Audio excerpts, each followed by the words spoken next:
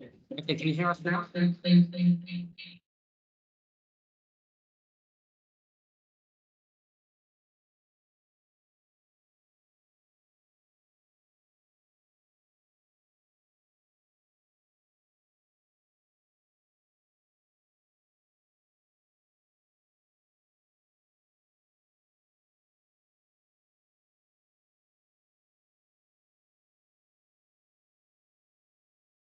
Hello, can you hear us?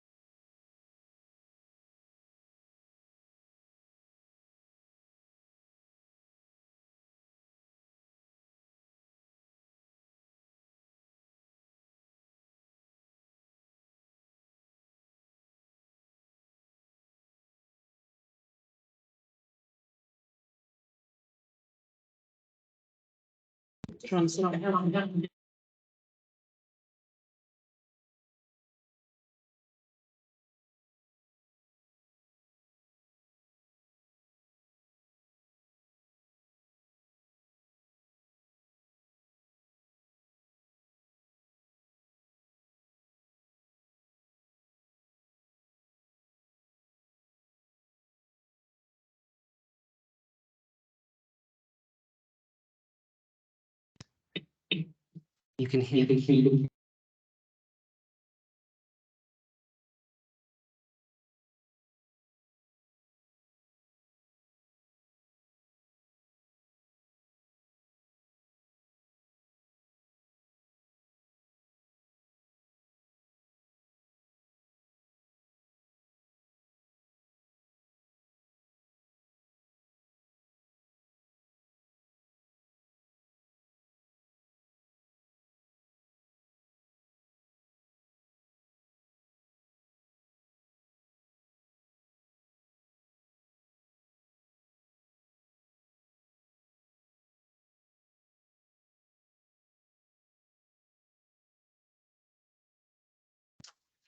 I just Everyone joined can. on the public.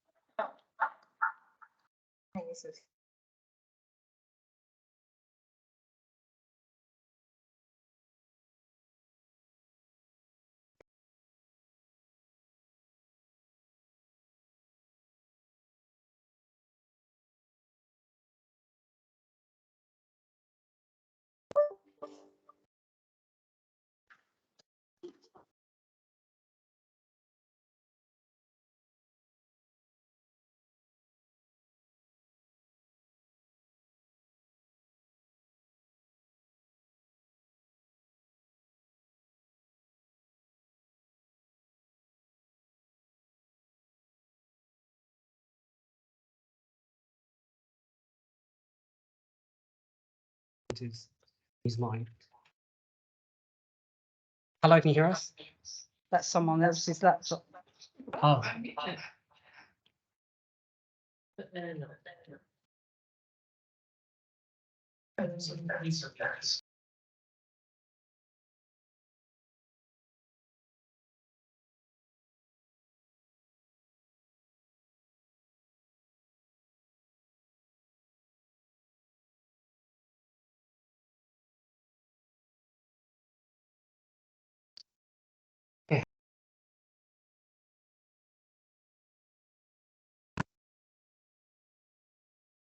Hello, can you hear us? Yep. Yes. Okay, great. So you see us as well. So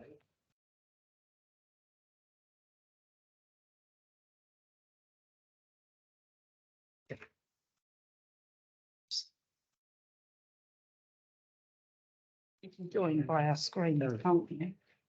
Okay, can you see us? Can everyone see us?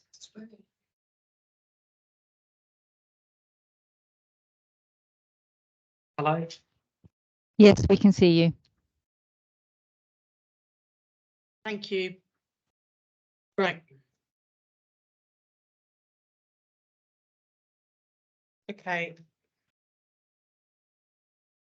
All set. So just testing. Apologies, everyone. We've moved to a different room today, and it's caused a load of technical issues that we've been trying to resolve for about 20 minutes here. So we are. So can I just confirm that everyone who's online, you can now hear us?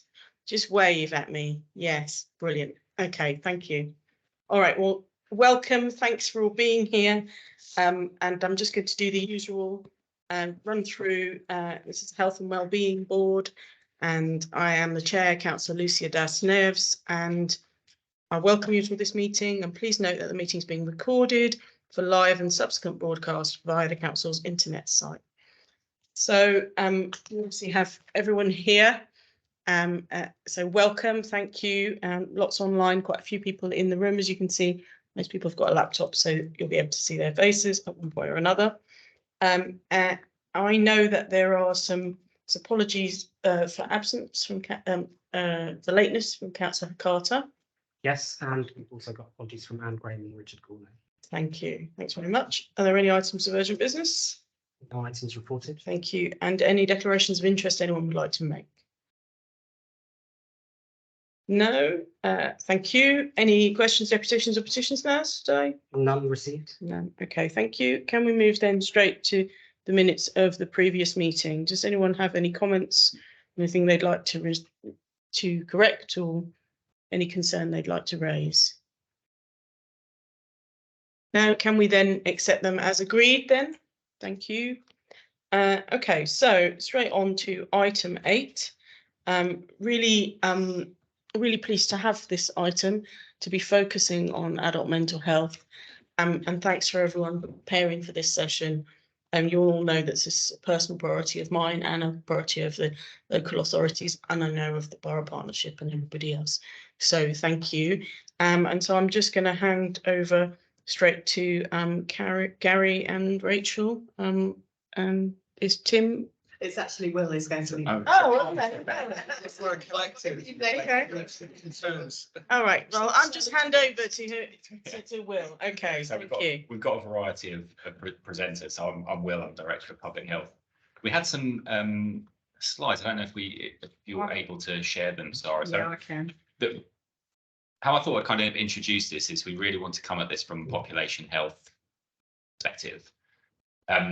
We've been working effectively across council, the mental health trust, the NHS, and with community sector organisations. And so I wanted to talk about the kind of population health needs, talk about some of the areas we're addressing because of the data and what we're hearing from residents, and then talk about what we're doing about it. And then we want to have a discussion with the board around further work that we need to do from some of those themes that have emerged from our recent engagement. So if we move on to the slide 3, Sarah.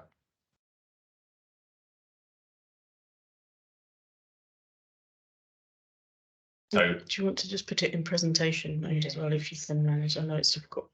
I'll start talking through this slide. So this slide will be familiar to some of you because we presented it at a recent partnership mental health workshop.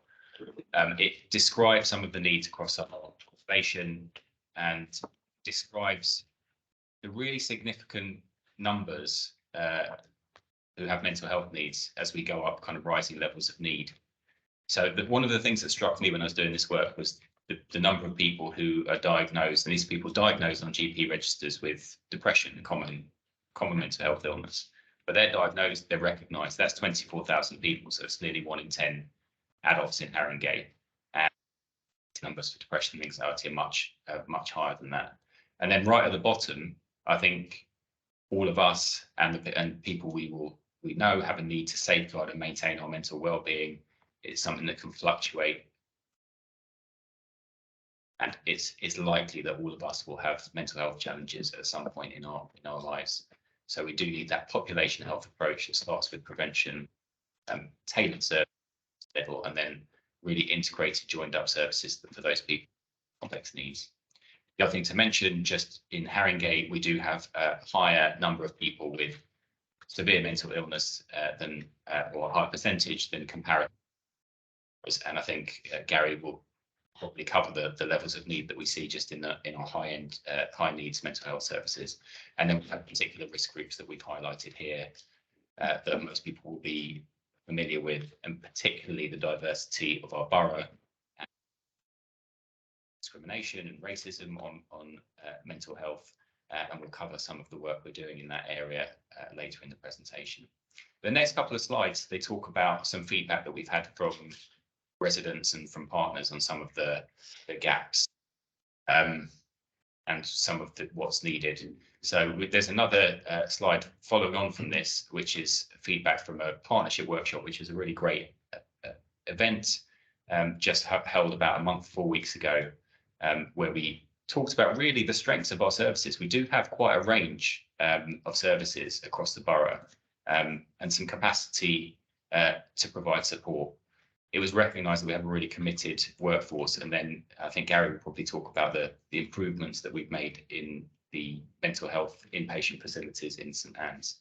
The areas of development that we'll come back to are kind of recurrent themes, and that's what we wanted to talk about in the discussion. So how people actually access support and that experience of waiting for help, how we communicate what we have out there already, how we build that focus on prevention and early intervention. And there was a lot in the workshop around really coordination and working together. And how do we support people going into crisis, coming out of crisis, so that wherever they are in that spectrum, we can give them the support that they need. And it was particularly highlighted that the challenges of people coming out of those crisis services, and sometimes that's evident in the borough and in neighbourhoods as well. One of the interesting things that came out of the workshop was about our workforce challenges and particularly kind of diversity within it. So I'm going to stop giving the kind of background there. We're going to move on to some of the work that we're doing. I think there's Tim to kick off. Tim or Temi? And sorry, I should have asked this at the beginning. If we didn't do the round robin introduction, instead, please, when you speak for the first time, do make sure you introduce yourselves. There are 1 or 2 new faces, I think.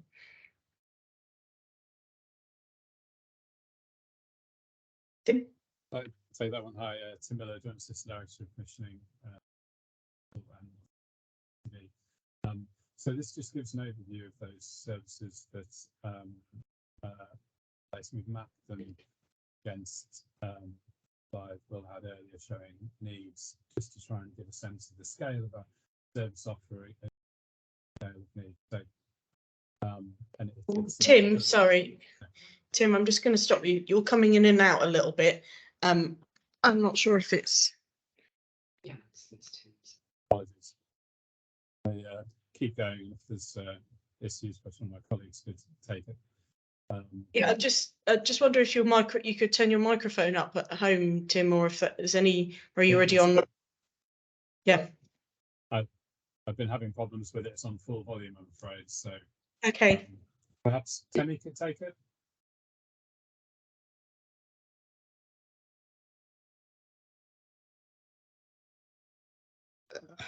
Hi, I'm Temi Fassi. I'm the Adult Mental Health Commissioning Lead in Haringey across both the local authority and the NHS. I think the slide is theme there just shows the different levels based on what Will has said about the levels of need in terms of preventative services at the beginning to maintain people's well-being, and as people's risks rises, the need to make sure we have got more early intervention services, and we've got some examples of those early intervention services in the slide there.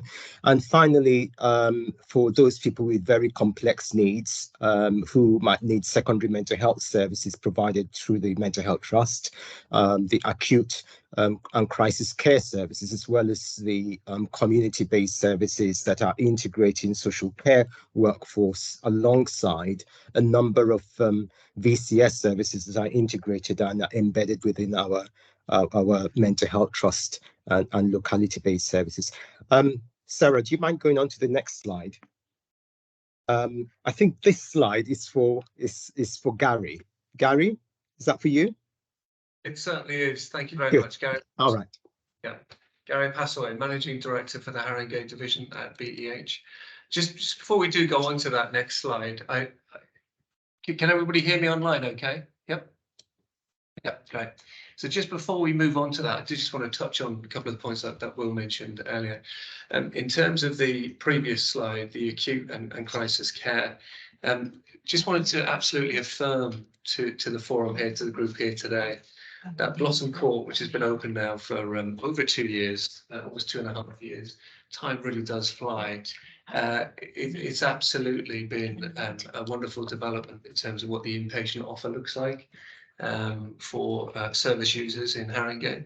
When I started in January 2020, not long before, the wards were so outdated. They were some of the worst I'd seen actually, and I'd worked at my previous trust at St Bernard's there in West London, and they were pretty bad. But those days of dormitories and long corridors and darkened rooms, they're no more. So I think I've mentioned it in a previous forum. I'd be happy to facilitate a visit for those councillors and colleagues who haven't been. It's very much a therapeutic environment for service users. There's space, there's light. Every room has ensuite facilities, and actually we're beginning to see the improvements already in terms of the restriction of, in terms of reduction of restricted practices and such like, and the use of seclusion, which is always a key indicator really on an acute mental health ward. So just a bit more information on that. So I know it sort of touched on one of the bullet points. In terms of the approach towards transformation, so we go back to the slide that Timmy handed over to me. I found this quite a helpful, or hopefully it is a helpful sort of simplistic infographic, because you do hear this quite a lot. What is it? I mean, ultimately, what is it about? It's about trying to prevent those crisis admissions, you know, in terms of those service users, those patients that we were aware of. So ultimately, that's what it's about in terms of trying to support that. It's also about trying to get people into hospital when they need it. And a consequence of that is shorter stays in hospital. The shorter stays in hospital is certainly dependent on system partner buy-in, just in the way that meeting the 4-hour target in an A&E is dependent on system partners. It can't be done by partners alone. There are a number of reasons for delays to discharge, but I suppose the point I'm making is here it's very much a collective as a system about how we approach that. But going back to the community response, what does that involve? Well, it involves the teams who are to deliver this care. And what are teams made of? They're made up of staff. So we're very much aware, as many other organisations across the country, and particularly the NHS, of the workforce issues. And I know we're going to touch on that a little bit more later today. So actually, what are we doing? Well, we're creating new roles. You know, we're having to do that. Actually, we're having to be creative and look at how we work with voluntary care sector partners. We're also developing internal pathways to support development within BEH. And actually, this morning I've had some fantastic news actually, in the sense that we've been supporting local social workers within the trust through a trainee program, and actually we're going to be able to now fully recruit to some vacancies we have. So Barbara, I will be linking in with colleagues in the local authority about that, but some really good news, because social worker vacancies have been a bit of an issue for us in BEH. What is it also about? It's about manageable caseloads. You know, it's about actually having the capacity to meet the demand that we have. So obviously there's very much an in-out sort of model in terms of what we work to. It's also about increasing what we can offer as well. Now, we can only really genuinely increase what we offer when we have the capacity to do so. And actually, in terms of the voluntary care sector support that we've got, our partner who's helping us support with this is an organisation called Hestia. Through year 3 funding, this will double. So actually, there will be more staff coming in. So just to confirm, so there is a net gain in terms of the staffing model to support this. But what is it going to mean for us as an organisation? What's the priority here? It's about waiting list reductions. That's a government priority as well, one of the top 5 government priorities. So for us, we are absolutely focused on how we can reduce our waiting lists. We can reduce our waiting lists. We will have more capacity to see more. And then I suppose the final box on this in terms of the trauma-informed care, we're doing things a little bit differently as well. in terms of the approach. So we're rolling out what's called Dialogue Plus, and we can move on to the next slide. Actually, Dialogue Plus is it's a patient-centered methodology and approach that's co-produced with the service user. So in mental health, we've been working to a methodology, what's called CPA, care plan approach. That's been in the system for over 30 years now. And that's an indicator in itself that actually things need to change and things need to move on. So as a trust, as many other mental health care organizations, we're actually rolling out what's called Dialogue Plus. And that's absolutely working with the service user to design the plan that works best for them. And they're actually helping not just inform it, but direct it as well. So the next slide. Can I just pause you? Sorry, I'm interrupting you in your flow, Gary. Okay. I think that not everybody is seeing the slides. Can I suggest that if you join the meeting, and then just silence your laptop, you then can see what's being shared, because I think some of this hasn't been shared beforehand. Is that right? Yeah, so there's the main pack, these two slides are kind of additional. So you have it up on the screen. Yeah, Of course, the screen okay. as we normally do. But- So Okay, but so it's only a couple of slides then, and Well, the majority of the rest of this? they're all in the pack, but it's just slightly different ordering. Right, okay. So we're trying to do a kind of highlight of the But package. if you join the meeting and then just put your laptop on silent. Sorry.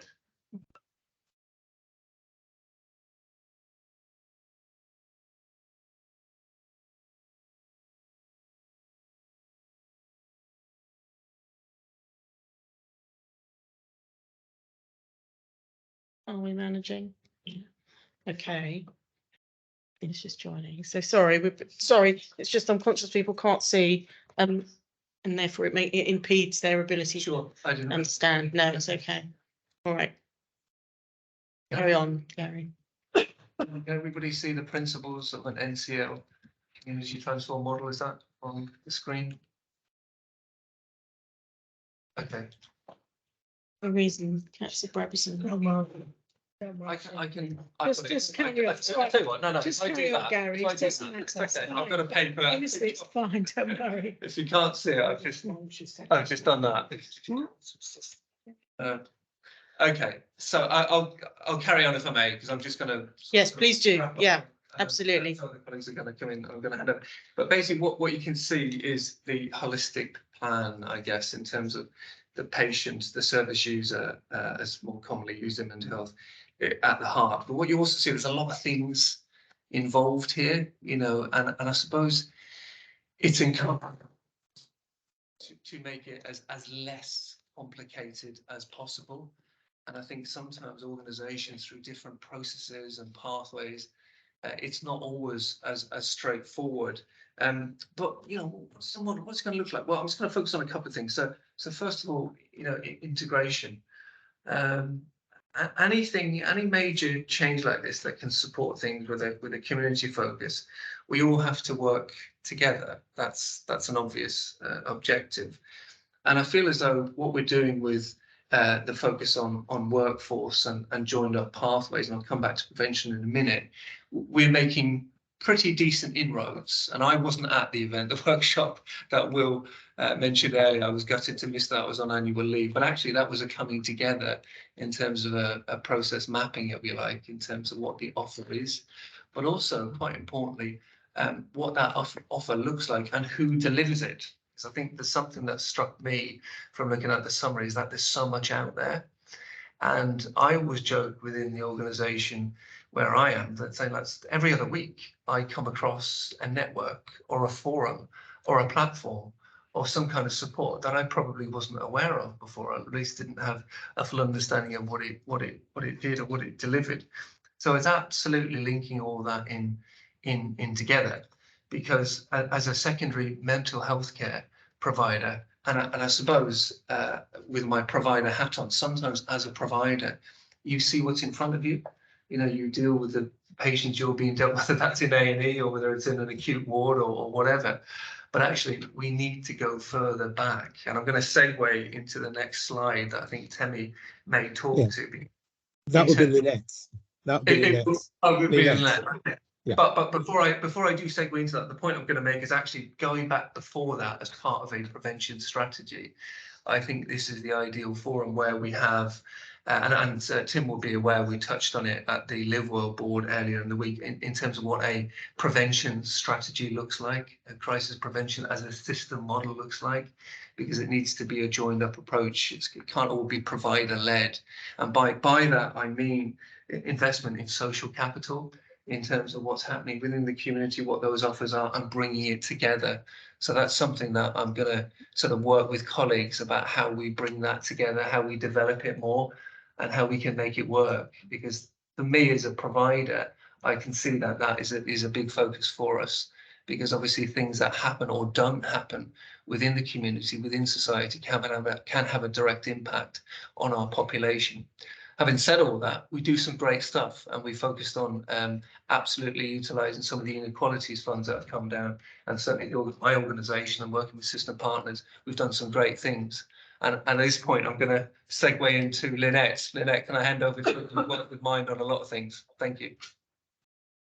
You, Gary. And just to say that we at Mind in Haringey, definitely the Haringey Wellbeing Network, are really excited about the Dialogue Plus that we've been training that we've been offered. So definitely really excited about that. Just to introduce myself, my name's Lynette Charles. I'm the CEO of Mind in Haringey. I'm the chair of Mind in London, and I'm Black Thrive Haringey lead. And that probably really speaks well to the next topic or slide, which is how we've been working with communities to address inequalities.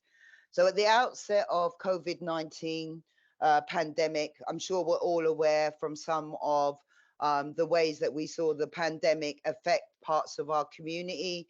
And then we had the Black Lives Matters protests, that the mental health executive decided that they would take action to address the inequalities faced by groups and those that live in the community of Haringey. And I think when I think about the mental health executive anyway, I think that we were already on a journey where we were starting to consider some of those who we knew we couldn't see in some of the services, particularly prevention. And so it felt like a natural journey. But what we were able to do is to really get buy-in, not just from the Mental Health Trust, but from others. So the Trust and Whittington Health undertook a deep dive, and they really looked into the issues that were faced by people from the BAME community using services.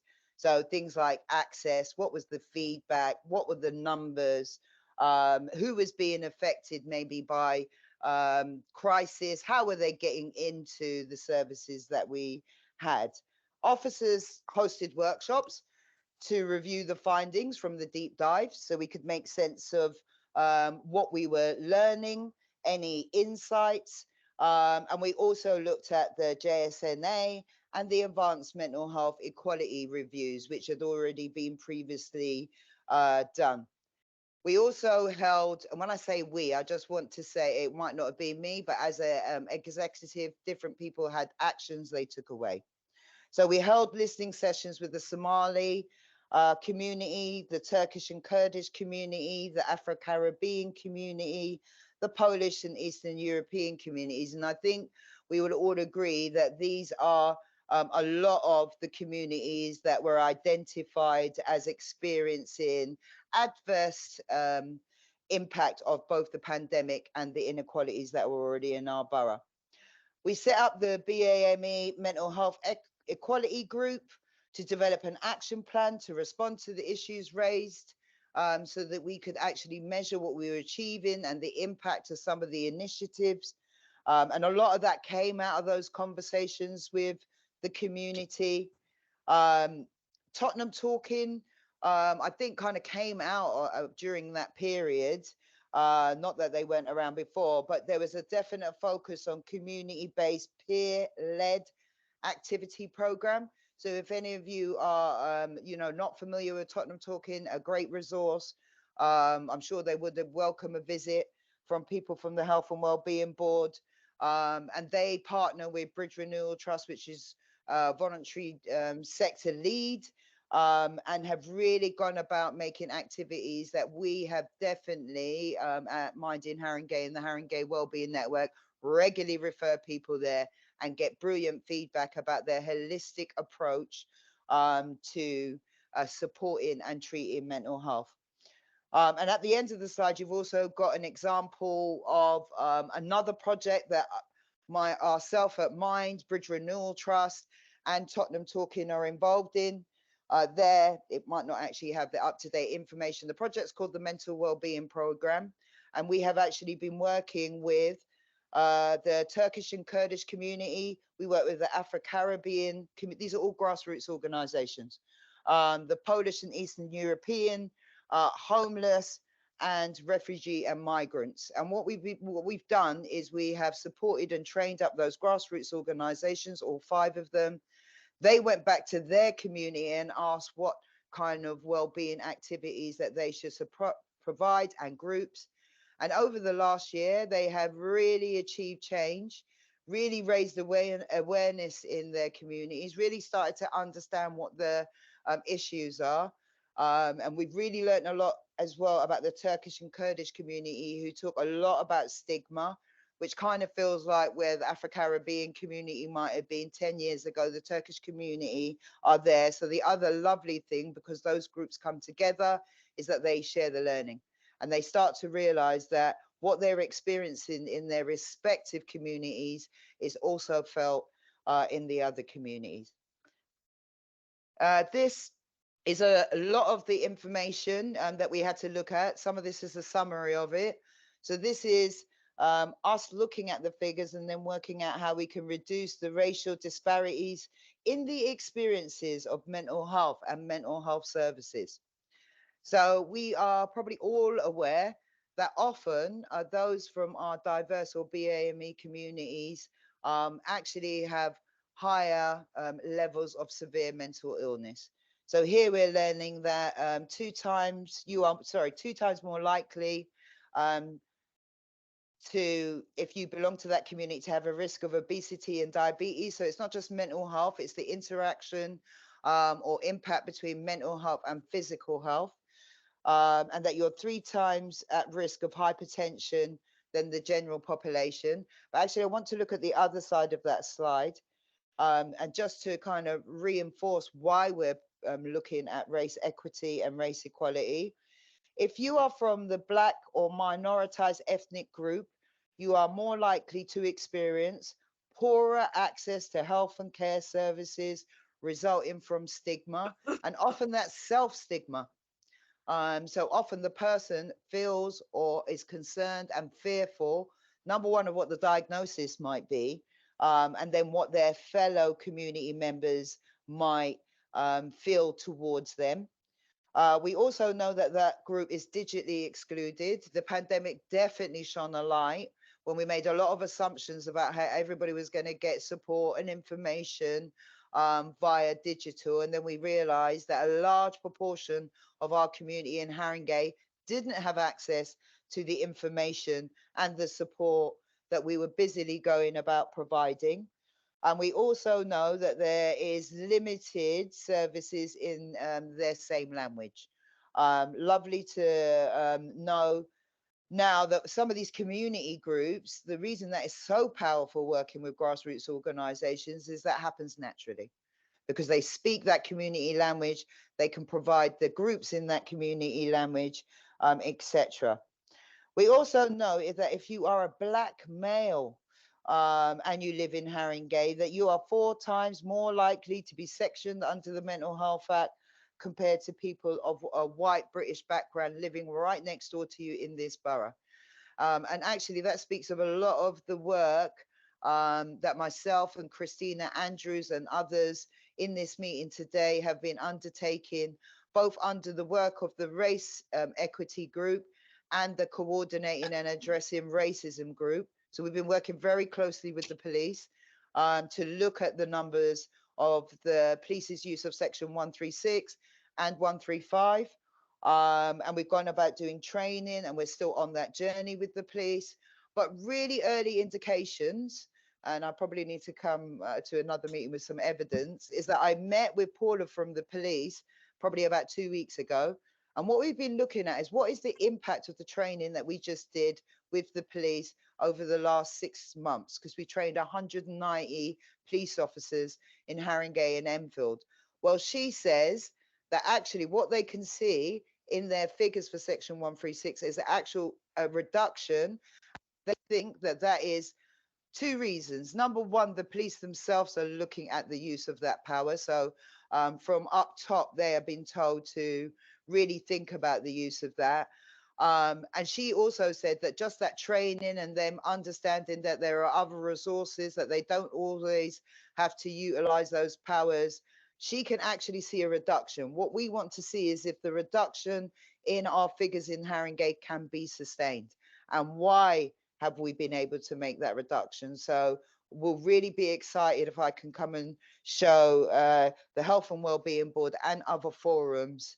And that really speaks to what Gary said. This is anything that we're going to change in mental health has to be a collective. We have to all be on that journey. And we got to kind of have a commitment that change will come. Might take a while for us to get there. But the more that we actually work closely with each other, the more that we're going to affect that change. And I even think the workshop the other day that we all attended really shows the expertise that we have in Haringey.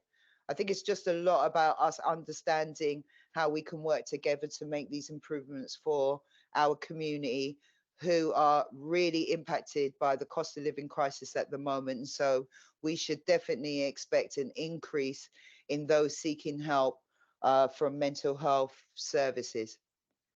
Can I have the next slide? Thanks, Lynette. I will just Thank take you. on the Right, next Timmy. slides. Yeah, that's great. okay. Okay. I wouldn't go Working through all together. Yeah, sorry, I wouldn't go through all the slides, but just to emphasize, and just that point about the proportion of people, 4 times more people from a Black, Asian, minor or other minoritized groups are going to be sectioned. And when we think about people's experience about access to services, what people have told us is that that prevents one early seeking of help. And it also means that the trust for services are not there.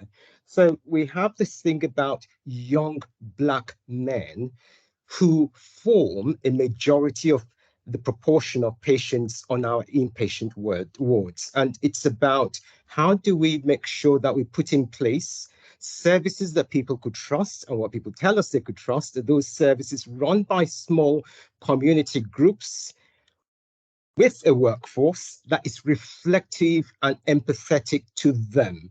And it's important that we think through how that addresses through our service offer going forward. The slides here just talk to a number of things that we've done to date as part of the Mental Health Equalities Action Plan in addressing some of the intersectional issues that have been presented in other slides.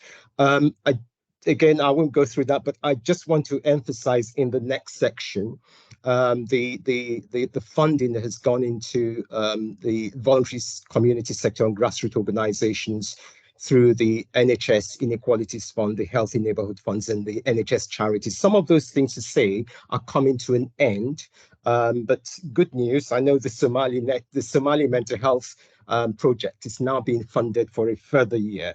And again, we just need to continue to keep that engagement and involvement in listening to people in our communities, particularly those groups that we know currently are excluded from services in terms of how they access services early.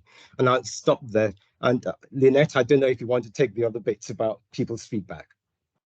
Yeah, I'm happy to do that because I think that's important, and I would speak to that point, Temi. I think we did a little bit more than just listen. I was at Rise just the other day. So Rise is the Somalian group that are doing the work in their community. And I think what we've done is we've listened and we did something with that information. I think for far too long, we've been going out to the community, asking them about what they think and what isn't working, but that's all we did. We just listened. So I think what we're doing now is listening and taking action. But let's see some of what the residents have told us in some of those sessions and when they've given feedback to some of the services that we've had. And I've just put 1 or 2 out of here. So we absolutely, in the Safe Haven crisis crisis hub, hearing from people about their experiences. Holistic approach is really making a difference. And just to say that the Safe Haven is peer-led and provided by people with lived experience. So just to say that a lot of people say this, that you have made a big difference, and I'm feeling hope. And sometimes that is what we give people, just a hope that situation can actually change. And down here in our SMI BAME service, 90% of those that we had seen, and a lot of that is building trust because we want them to have the health check. So we sometimes support them with some of the other issues. Well, 90% of them said that it is extremely likely that they would recommend them this service to friends and family. And that is always what we want to hear, because the more that we can get that, the more we are building up trust in the community. And I won't go through the other ones, but just to say that really, actually I will, because Rise is there, so I want to make sure I pick up that organization. Sorry, they said, I have learned a lot since coming to the Rise and Shine coffee mornings. For example, mindfulness, such as breathing techniques and relaxation, helps me to avoid reaching stressful levels. And I think a lot of these projects are really trying to give back some of that power to the everyday man in the streets so that he can self-manage and starts to understand their own mental health and well-being. And I think, Temi, we're probably passing on to somebody else, aren't we? Is it Sarah? I think you're passing on to me. Hey, okay. Rachel. Look, I'm receiving the ball. I'm Rachel. I'm the Director of Integration working for the ICB. And mine's just the conclusion, really, and to get us into the discussion. But to come back to the point that Will made at the beginning, that given the priority of this, and given how much there is for us to do and how much good work we already have to build on, this has been identified as the cross-cutting priority for our borough partnership. And our particular areas of focus are on that early intervention and prevention, providing accessible joined up support and care that works for the diverse people of Haringey, and more effective and joined up support when people need support and if a crisis happens. So we put it forward that if there's an area where we would like to go furthest in terms of delegation, then around mental health would be our focus. And I think what that means is we really want to understand how we're spending our resources. We want that to be done really transparently between ourselves as different organisations. We want, wherever possible, we don't need to all hold each other's budgets, but we want to be able to make important resourcing decisions together. We know that we need to think about our workforce together, think about our approaches towards recruitment and how we use these incredibly skilled and talented and scarce people that we have in our system to best effect across the system. So that is what I think our approach to delegation actually means. We say that our ambition is to transform the outcomes and experience of people. Outcomes and experience of people who have mental health needs. Part of where that is getting us towards is having a shared programme of work so that we all understand these different component parts. We've got this amazing work that Lynette and Temi have been leading and with Jeffrey and have been talking about the preventative approaches. We've got the work that's going on in BEH, we've got work that's going on in the council. We need to bring it all together and have shared oversight, shared ownership of that work. It's very interdependent. And it also needs us making more operational and clinical decisions together. It's that work at the interfaces between clinicians, that interface between primary care, secondary care, tertiary care, and also the regular dialogue between our operational leads, so that issues are sort of smoothed out as we go along. So I think that's what we mean when we say that the Borough Partnership really wants to focus on mental health. So, then this just brings us back to the points that Will talked about that came out of the big workshop that we had in the library. This was what people were saying we thought that we should have as development areas and areas of focus. So we wanted to lead into this discussion by checking out whether these are the right areas for focus, whether there's anything that we've sort of missed off or not quite got the right nuance on, and how we need to work together to deliver our ambition. So to sort of capture thoughts about the approach towards doing that. So I know that people can see it, but just to flag, there's a lot around ease of access to support and the experience when you're waiting. We have so much on offer. Often people say they don't know what that is, and how do we do that? And the focus on prevention and early intervention. And that's where I will head back. Thank you. And that's really helpful. So a summary, Rachel. I have made quite a few notes, so I've got quite a few things that I'd like to ask. But the one I'll hold back on some of them and let others speak. But there's one thing that I still feel is missing, or that I think, and it's probably what Borough Partnership will look at, is that kind of vision, that strengths-based, asset-based vision for what mental health looks like in Haring. Okay, what does it mean? What do we want in 5 years' time? What do we want to say? It feels like that's different. And what are the, for want of a better way of putting it, what are the KPIs that we'll put, that we'll ask ourselves of that, sorry, I'm losing my, yes, that how will we measure that, and how will we say, 6 months, a year in, or what will it look like, and how therefore then, because there's a question about how we communicate, and that's certainly a big issue that comes up, and people owning and being able to understand services. But for me, it's what's that vision, and how are we challenging ourselves, and what are those criteria. I also think, and I've made quite a few notes, but and I actually should thank everyone, because I think it's a great presentation, and thank you all for the work you're doing, because I think there are really great examples. And Lynette mentioned Tottenham Talking. I've met them at about 2 or 3 events and had really good, rich conversations with them about impact. So I'm really, you all know, those of you who know me know how passionate I am about that grassroots, that level. You can really see impact. But I think there's also another aspect to this, which is the thing that didn't come up very strongly, I think, in our workshop, possibly because of the professional and semi-professional nature of that discussion.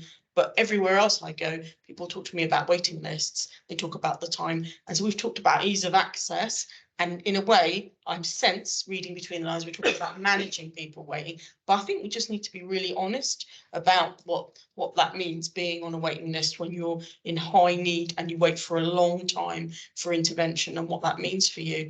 And I think the kind of good partner to some of the things I've just said about how we measure is also how the money follows, how we match the money in North Central London and within Haringey. And there's discussion, I think they're really helpful points you made, Rachel, about how we all coordinate how we're spending, and that makes a lot of sense.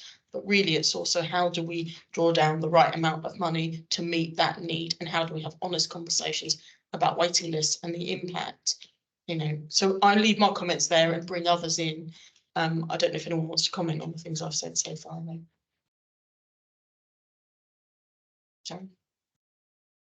Just on Sharon Grant, Chair of Health Watch in Haringey. Declaring interest straight away. People know I'm quite involved in the arts and cultural sector in the community, and it strikes me that that's completely missing from what's been presented here. And we have resources in the borough in terms of arts and cultural facilities. The council already puts resource into some of those, not just the one that I'm involved with, but there are others. And it seems to me that if we are trying to make decisions together about a strategy, particularly when it comes to prevention and to some extent therapeutic approaches to depression, isolation, or the rest of it, we really need to get some integration of our arts and cultural strategy into this. As you know, at a Public Voice, we employ on behalf of GPs does also social prescribers, and they come across people with depression, other relevant mental illnesses, particularly in minority ethnic communities, who desperate need of meeting other people with similar conditions. They would like to, they'd like to have some means of cultural expression. Very often, they're isolated. They quite often, social prescribers in particular would like to be able to refer people to a reading group or a drama group or creative arts. The means of self-expression for so many of our communities is really, really important. And I think to ignore that in this strategy, particularly on the preventive side, is really, really unfortunate.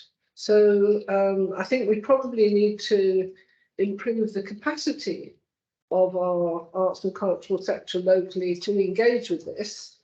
I think an awful lot that's quite constructive could come out of much greater engagement with that sector. So that was hitting me hard all through these presentations, that there's a gap there. Thanks, Sharon, and that's one of my other notes, so that's really good. And I know when we had our workshop, we had representatives from some of that, the more specialist parts of that community, I'd say. And what comes across when I have dialogue about that is how powerful it also is in allowing people to vision a future, find new routes into employment, etc., which makes a real difference for them while they're managing their mental health condition. Gary. We'll just come on. Thank you, Councillor. And really good point, by the way. And just in terms of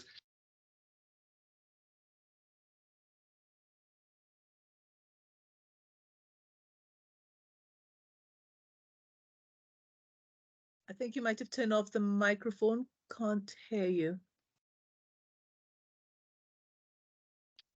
Can you hear now? Yep.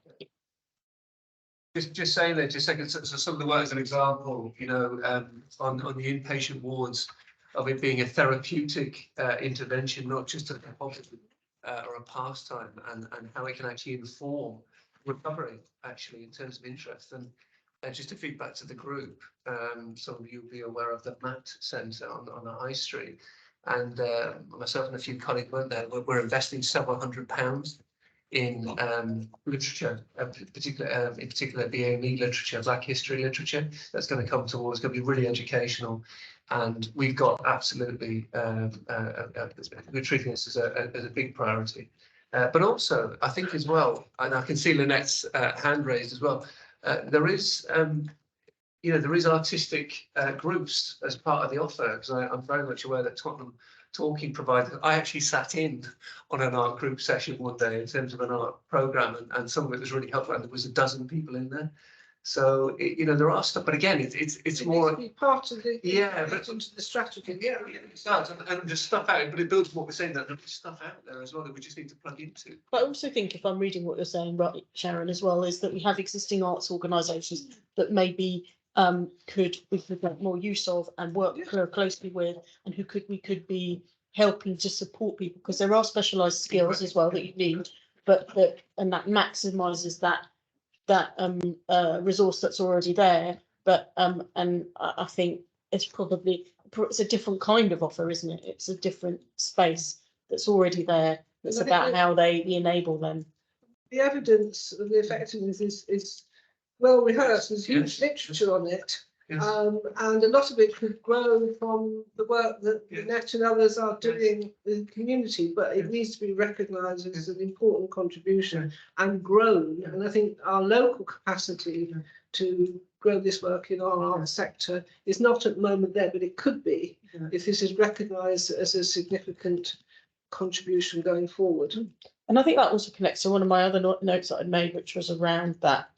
The other parts of, and you did reference them, Gary, to be fair, but the other parts of people's lives that are preventing them from having shorter stays, you know, in hospital, that are preventing them from having shorter time periods of contact. And it is, and one of those is probably what's happening for you in your life in terms of work and what you do with your time. That's one aspect. There's a whole other load of set of things, and I did think the diagram, I like the diagram that you had with the person at the centre with all those things.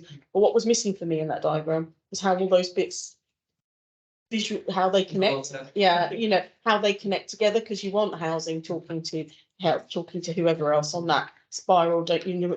There's something about that, because those organisations do need to coordinate in different ways and in appropriate ways. But I can see Jeffrey, lots of hands up now. I can see Jeffrey's got his hand up. He might have something to say about some of these things as well, I imagine. Thank you. Thank you, Chair. Great presentation, by the way, Lynette, Tammy, and Tim, and Will. I think I want to start with the Gary's building, I think, and finish on the strategy, Chair, if that's okay. And today is not about taking credit for anything, but if you don't mind me, can I do? Can I say that? And Councillor Brabazon will recall, going back 12, 13 years ago when we started work on the redevelopment of St. Anne's side, and I worked briefly for 2 years with them. Around the master planning and so forth. So it's great to see that the work, the fantastic building that's come through. But, you know, like Gary started to say, really, is more than the building, isn't it? Is then what takes place there. The building helps. So I just want to comment briefly on the community transform model and how we are embedding, actually, more recently, actually, and working with Gary and others, co-production as part of that process, and looking at the disparities as well, which has been mentioned by Lynette and others.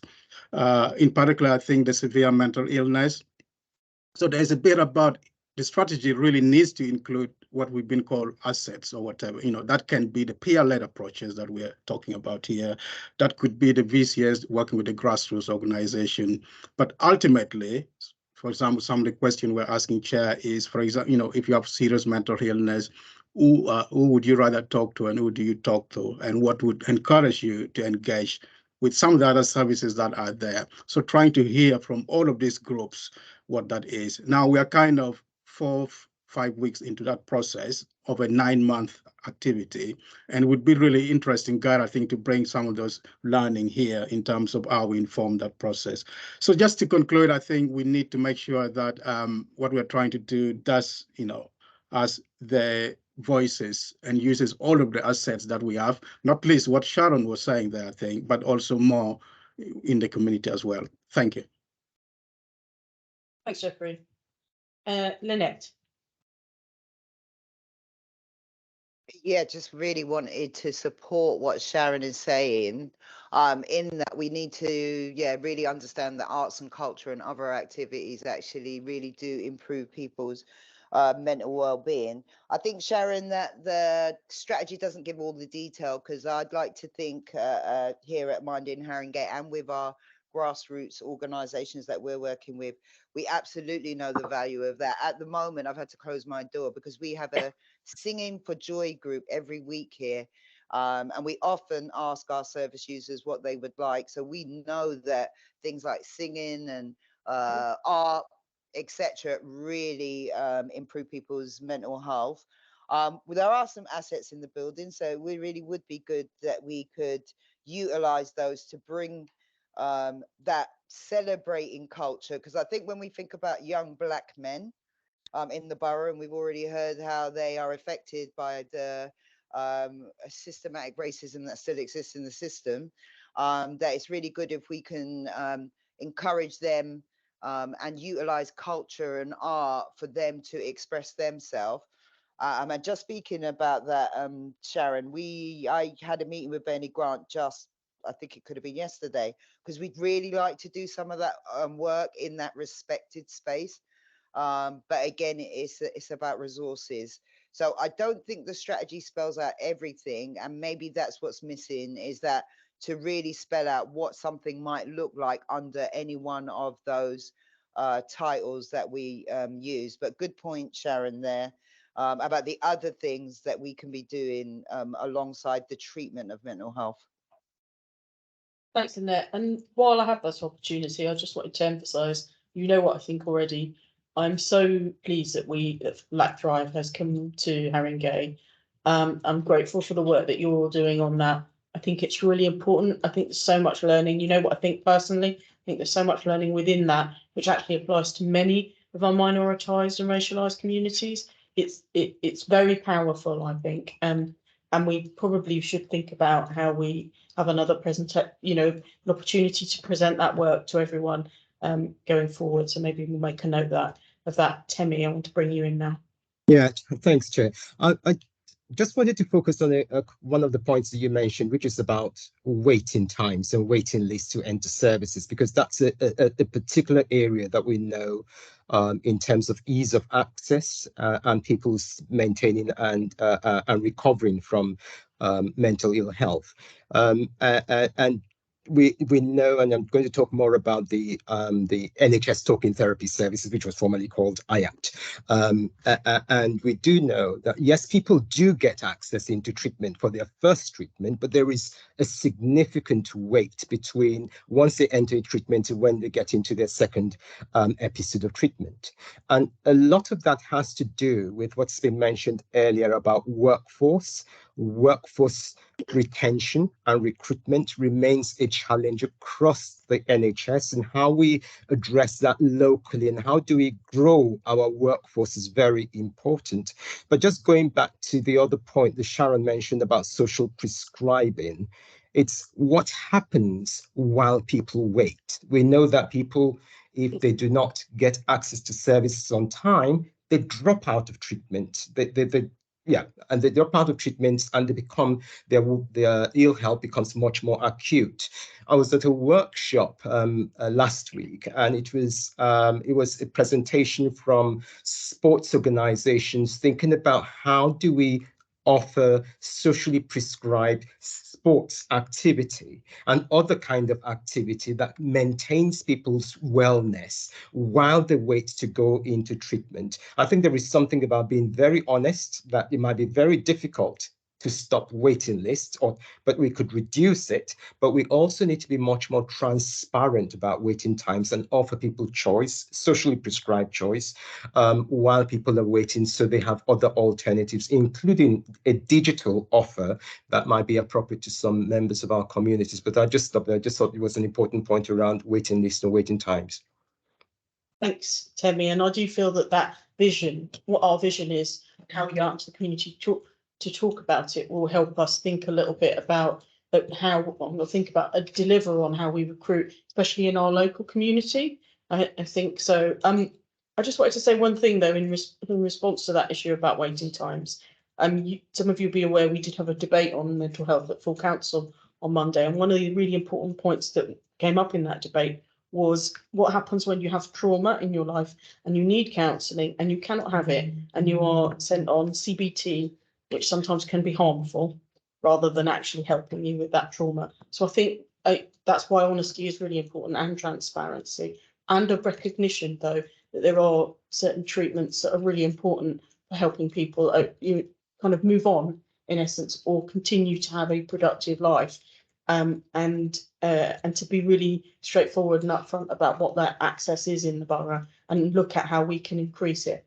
I think, especially when it's my personal view, when we're in a borough where we have a lot of trauma, we have people living with some very difficult experiences and not always having adequate support and help, which inevitably is going to affect the outcomes for them, 5, 10, 15 years time if we don't tackle it. Yeah, I think it's very interesting. As somebody, I don't know half of these services, so and I talk about it. I'm someone who I thought was relatively well informed, so I think that might be a learning point. But I've got a few questions. I mean, this has been a very sort of positive discussion about what's available and what's around for people with mental ill health. But it seems to me there's another discussion which I think would be really helpful, which is how do we, the lay people, I'm not just talking about counsellors, but people who live in communities, get the services to the people who are living in the community, who are mentally ill, who may or may not be on your books, who you may or may not know about, or are lost or isolated. And I can tell you it is the worst, as a lay person, the worst area. I think I was saying to you last time, Gary, and I don't want this to be a pebble down a well. If it is a pebble down a well, I'll shut up, because there's no point in saying it.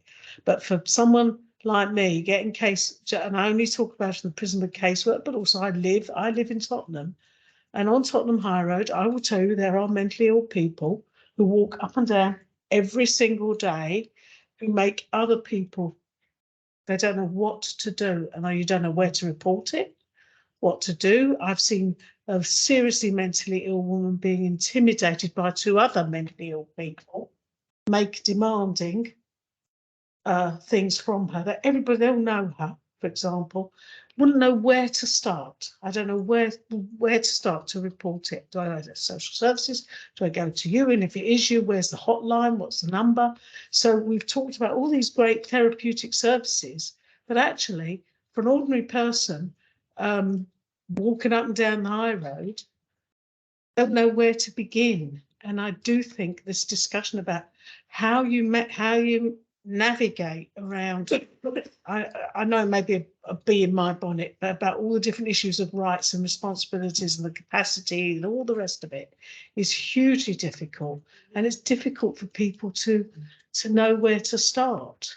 And this is a really positive, all these services sound so positive, but there's a sort of assumption that someone is happily going to get out of bed and play football. Well, I can tell you, the bloke who lived in that road on my ward, who was hearing voices and accusing his neighbour of racism, and called the police on time, all the time on her, and she had to move, lost her home.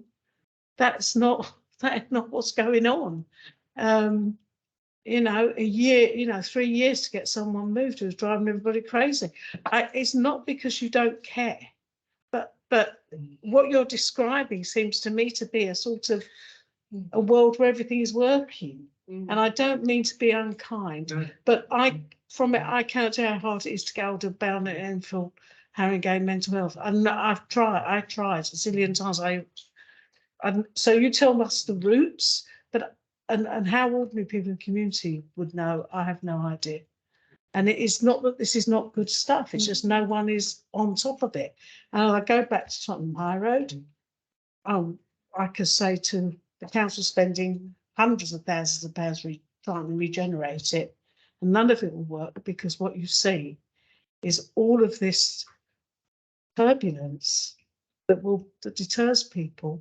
They feel it's a very difficult situation. I don't know whether as I said, if that's a pebble down the well, there's no, I'll leave, you know. I don't think it's a pebble down the well. I think, and every councillor, and I think most people here in the room will have heard councillors talk about those things. And I don't know who to bring in first. And there's people on. And yeah, exactly. Everyone wants to say something. I'm going to bring in Beverly because she hasn't spoken. And then I'll bring. Woke me up. So I think what you've done is identify a gap, and I think when we were setting out the store, we said that these are the areas we identified. Tell us what else we need to do, and to add to that, I don't think there is an answer presently, quite frankly, because that's the kind of entree I get through my inbox. There's also, in addition to that, a gap where you have a concerned neighbour, for example, who recognises that their neighbour is acting differently. Needs that first sign of help. I think if we're serious about prevention, we need to come together to talk about how we can bridge these gaps. And there's something for me, I just wanted to pick up the workforce issue. Really diverse populations in Haringey. If we look at counselling services, this was a revelation to me at our workshop. You take 100 sort of IAP counsellors, a handful of them are from diverse and minority. So there's just something around embedding diversity qualities in everything that we do is so important. And there's something around how communities understand mental illness, going back to the first thing around how can communities help, how can neighbours, because I actually don't think BEH is the answer. No. BEH is absolutely silted up with that acute need. Social care is silted up, waiting lists, whatever. I think we've got to look for community solutions. I think that's our starting point. And I think there are strengths, to go back to Councillor Gerson's point, there are strengths in our community. But we need to learn from our communities around a shared understanding of mental ill health. The question is, Beverly, who knows all these amazing resources? I am telling you, the lay person in the street, where do you find it? And that is a gap. So everybody can talk here. Yeah. But But I think that's right. There's a whole piece of work to be done, which and it extends well beyond mental health, as everybody knows. Everyone knows what I think. We need to have a way in which people can understand what services there are in their community. They can type in, you can go online, you can sit with someone online next to you and go through it. And it needs to happen. And it's about mental health, but it's also about social care. It's about how you want people to be enabled to access themselves and take control and their neighbour. You know, I can take my friend, we can go down to XYZ. So this is a whole piece of work. I think it's a big piece of work. And also communicating these aspirations, communicating the challenges, because you're right, lots of residents, and actually we need to do some basic communication about the law and about it's my own learning journey around what we can do, what we can't do, what we can enable people to do, what people could, people have a right to say no to certain things, and everyone needs to understand that, so we're all on a level playing field. Huge I think you're absolutely. Yeah. I think you're spot on. I'm just going to bring Nena in because she hasn't spoken yet either. Afternoon, everyone. First, I'm just going to say that was an amazing presentation, and amazing not just because of content, but because of the plurality of inputs into it, and the fact that you heard from people, which was brilliant. So I wanted to say thank you for that. I suppose I'm left with the real question of what next, and what are we saying we need to do? And just reflecting on the conversation we just heard, we do need to celebrate the things that we are already doing. And how do we get that message out? How do we communicate? How do we have a single directory of services that brings together all of these elements and then places it where people go? That's not about the hospitals. It's more about the barbershops. It's more about the places people frequent. So how do we get that directory of services? One. The second element, of course, is, and how do you send people to a single point of access, a single door through which we do the triage as to where you go? And that might not necessarily all be health. Some of it may be a conversation with security. Some of it's a different conversation, but we can't have a plurality of solutions to someone who needs immediate action. So we've got 999 for emergency. We've got 111 in different services. What do we have for someone, irrespective of where they are, who needs some mental health support, whether as an individual or as someone looking at them? So that might be a question I would ask. I'm really, really conscious of two other things. One is around that statistic around young Black men. It always upsets me. It genuinely distresses me. And I always listen to it and I think to myself, is that, and I'm sure it's both, an over enthusiasm, let's call it that for want of a euphemism, of police officers, or is that an increased diagnosis among traumatized young people? And I suspect it is both. And I think having a little bit more information to be able to then target our solution is important, because they both cause vicious circles of repetition.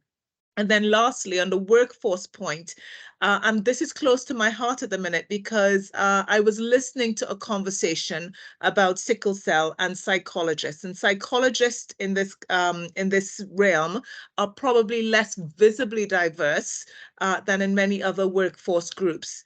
And there was an interesting conversation about not wanting someone who didn't look like me. And I want us to move away from the conversation of what you look like to what you think like, because that cognitive diversity, that curiosity is more important. And I want to make sure that we have people who are high caliber, irrespective of what they look like, who are willing to listen and to be open and receptive, even whilst we try to diversify the visible differences in our workforce. But I don't want us to lose that, because I think we risk a real damage to people between the gap with what we have and what people aspire to, what we should have. Thanks, Nana. Some really good points there. Can I add something as well that relates just to that? I think Nana will be interested, and came up at our the catch up that we had last week, was also that interaction between mental health and physical health, and that didn't really come up in the presentation.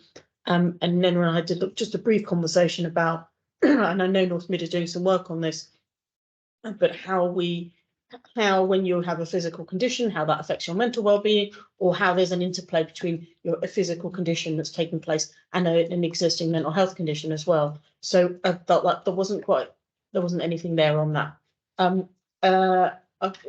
Sharon and then Lynette. Just a quick one. Going back to Councillor Brabazon's point about what do you do if you see someone distressed in the street?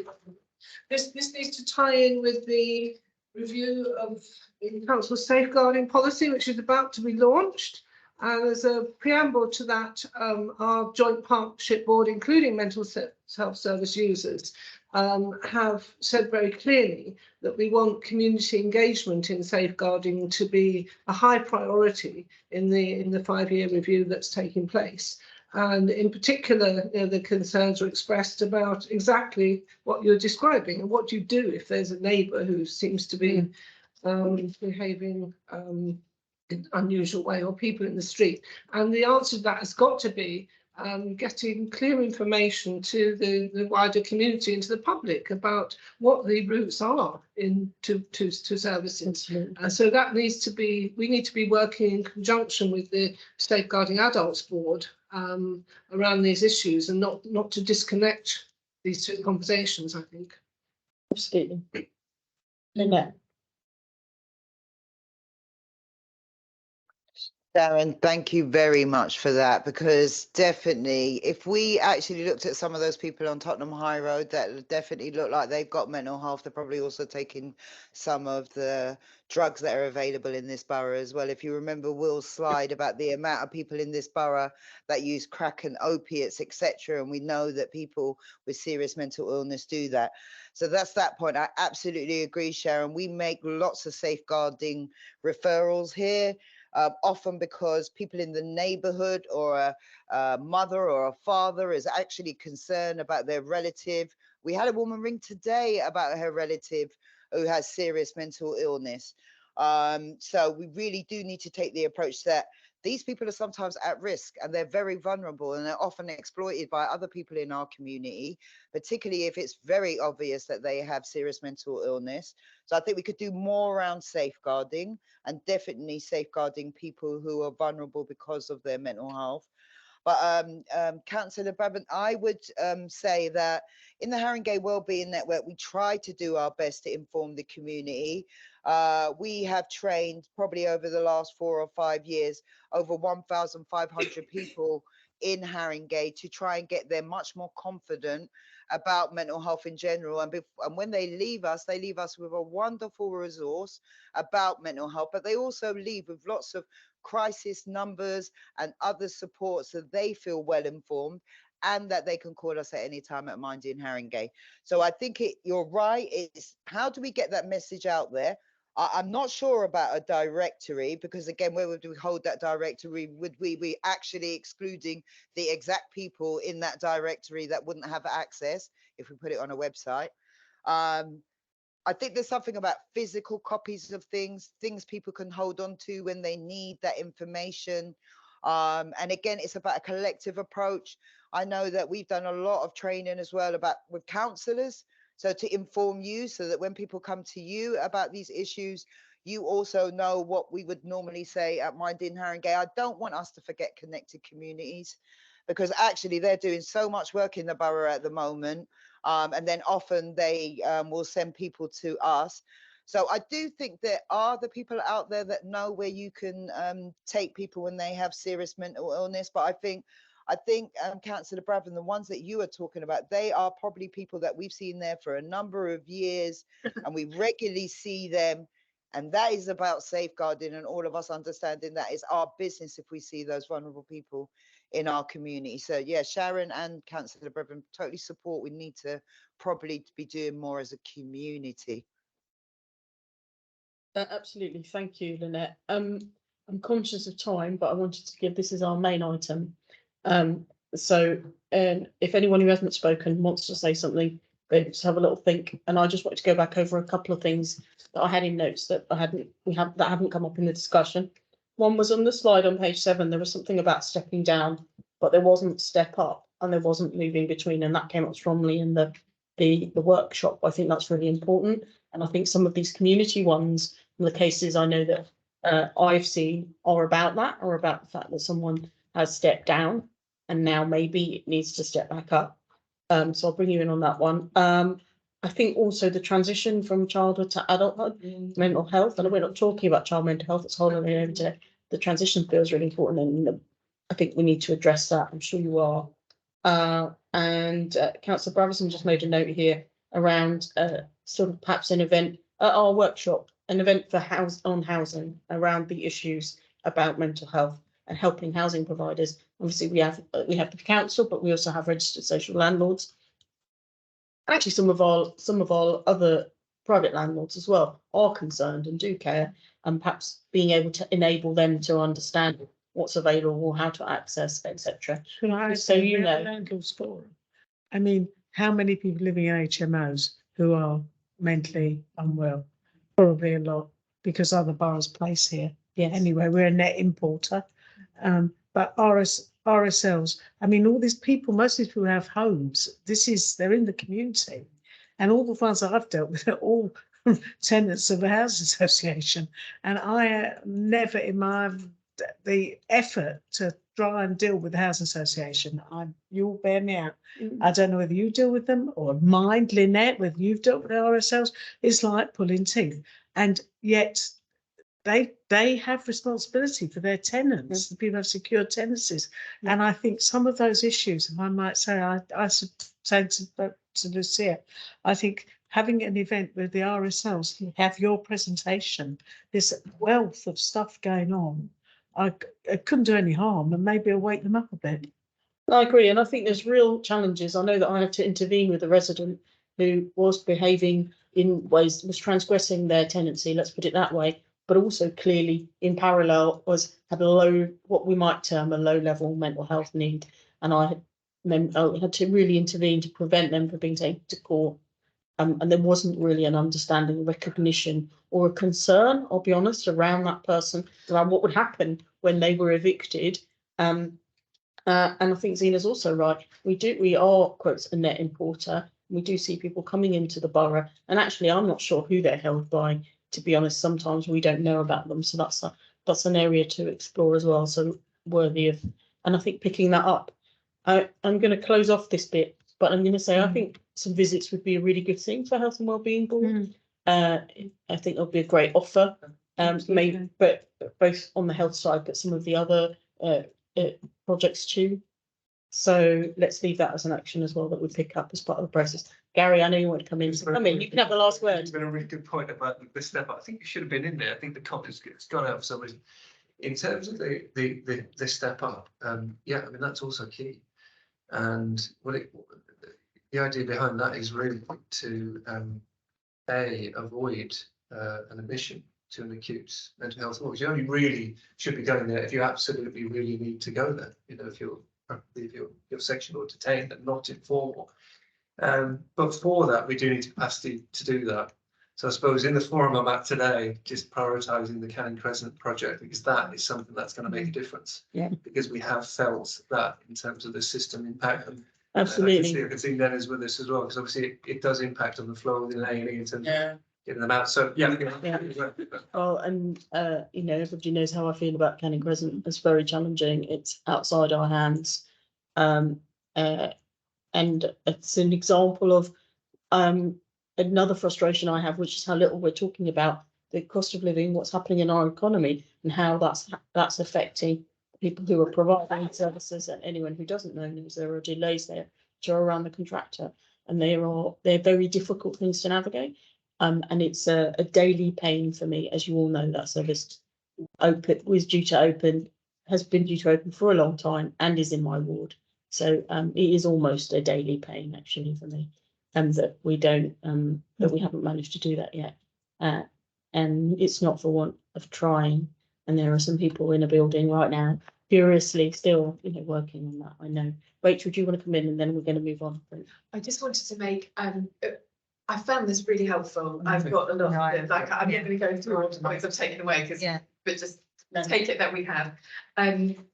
I just wanted to talk about neighbourhoods, because we have been trying to get into some of the some of these really difficult issues in the work that teams are doing to get a multi-agency kind of much more locally embedded approach, particularly in Northumberland Park. So we had a very similar issue, Councillor Brothers was one year present. People are coming to Northumberland Park in acute mental health crisis. And the teams are really stretched and struggling about where people are in the system, how best to help navigate them. And so they've got a kind of creative solutions type of approach, trying to get everybody in the room together, trying to actually gather that support. I am hoping we'd be able to then use that to come up with some pages that said, you know, if you are with somebody who's experiencing X, Y, and Z, these are the sorts of things that you might want to do. But we need to do it, I think, having learned a bit from that prototyping. And we're also trying to take on that really difficult issue of how to support people when they're waiting for something, and particularly when they're on the waiting list for secondary care type of service. We've got some approaches we use in health, like offering support to people who are waiting for, you know, elective care. And could we use some of that approach for people who are waiting for mental health conditions? That basically you have time limited interventions, you contact people whilst they're on the waiting list. So there's some of these quite practical things we're trying to kind of pilot, and we will learn from. Yeah, thank you. Councillor Carter's joined us online and he has his hands up. So I'm just going to take him and then move on. Sorry, I keep saying sorry, and I will. I'm going to keep saying sorry for a little bit. Sorry for being late, and I'm afraid sorry that I've actually got to leave again. But I'm very pleased and glad that I was able to join for a lot of the discussion on this topic, which is, you know, underlined its importance and its urgency, and the slides also at least gave some, you know, showed that there is light in this. There's work towards, and I know there's everyone in this room is also engaged in working in improving mental health in the borough. And, you know, that's something that we should, you know, that should give us some hope as that we can get there. A lot of the time, a lot of the issues are about funding, but it's also about just working together and that kind of joined up work. And you can see that here. So I just really wanted to say that, and you know, again, just sorry that I'm not going to be able to be here for the rest of the meeting. Thanks, Mike. And we know that we're well aware there's quite a lot going on for you at the moment. So we'll move on to the next item. And can I just thank you all as well? I agree with someone else earlier said, I think it was Nena, how collaborative that presentation was. That's great. That's where we need to be. And we look forward to having more. And I don't know if I think we should schedule in for this to come back to Health and Wellbeing Board, but for us to see how things are going, basically, and her progress. But I'm going to move us on now to the North Central London Population Health and Integrated Care Strategy. And who's talking on this? I'm not going to make the same mistake as last time. Oh, did you make it? It's Will and I. Okay. Yes, it's different. It's different to what I've got here. Something. I'm not doing that anymore. Okay, so over to you then. Yeah, I was going to start the local perspective on. I wanted to segue from the previous slide, which is about taking a population health approach. So we came, I think, Health and Wellbeing Board maybe 2 before this, and there was an original iteration of the strategy which very much focused on the population health aspects. So we're starting with population health in North Central London. What are the needs of our population? How are we meeting in the needs from local areas from each borough into that NCL population health needs assessment? And then how does that inform how we work in our strategy in North Central London, but how we link into the boroughs and how we link into neighbourhoods? Directors of Public Health have been really involved in that population health element across to MCL. And this iteration, which is has increased in size because we've incorporated elements around integrated care. So when it goes much broader than some of those public health, population health issues, to looking at how we work together across things like children. So there's been input from the Director of Children's Services and the Director of Adults Services and their teams. the borough's strategy. And Amy is going to talk about how we're going to develop this further, what implications it does for the plan strategy. Thanks, Will. So I know some of you, but not all of you. I'm Amy Bowen. I'm the Director of System Improvement for North Central London Integrated Care Board. And I'm also the Interim Director for Population Health and a nurse by background. And I've been working on this for the last 6 months or so. And this health and wellbeing, we've been going around all the health and wellbeing boards. You are seeing the latest iteration. This document is iterating. Sorry, can we share the slides, do we? These ones, this is in the pack. Yes. So it should, yeah, it's not different content here. So the best thing to do is to look in the pack. Yeah, okay, thank you. So this is continuing to iterate, though I think it's coming to its, hopefully near its conclusion, because I think I guess my reflection on the process, certainly over the last 6 months, is the engagement that we've done, which has been very broad and as deep as we could make it across all partners, has brought us to a certain point, and I think there's a lot of energy now to start to shift the focus much more into delivery. Hopefully we've got enough consensus around what our needs are, what kind of system we're trying to create, and what that means, particularly for integrating services at the borough partnership and neighbourhood. So it's been quite the experience bringing this together, and I recognise it is quite a long document, and we are putting together an abbreviated version of this. But I think it's been important to reflect as much of what we've been hearing from all different parts of the system, because we are a big and very diverse system, and we have a lot of things that make us unique. Not least the vast number of providers we have in North Central London. So we have a lot of big and small providers of services, and we have such a diverse population in North Central London, and the distribution of that diversity is very distinctive. And we have probably across North Central London a microcosm of most of the challenges that populations face. I suppose not a huge amount of rurality, but pretty much everything else here. And so the things that I'm keen to hear back from you as much as possible, but there's just a few things that I wanted to highlight. So first of all, I guess it's looking a little bit at slides 13 and 14 in the pack. So 13 is a summary of what we heard, what we've understood about the assessed needs of our population, what we've heard from our communities, and a summary of what our big challenges are as a system. And a lot of this, you know, for Haringey, perhaps most particularly, will hopefully be will resonate with you. But we have huge health needs that are growing and widening inequalities, and a real imperative to intervene earlier, and to start to acknowledge in the way in which we deliver services that the health outcomes are only really very mildly influenced by the healthcare that people receive. The vast majority of the impact on the outcomes for people are things that are beyond the reach of conventional health services, and we've got to think differently and acknowledge that, and start to address the so-called wider determinants of health. And we hear that back from our communities. You know, that services, as you've been discussing today, are complex. It's hard to navigate.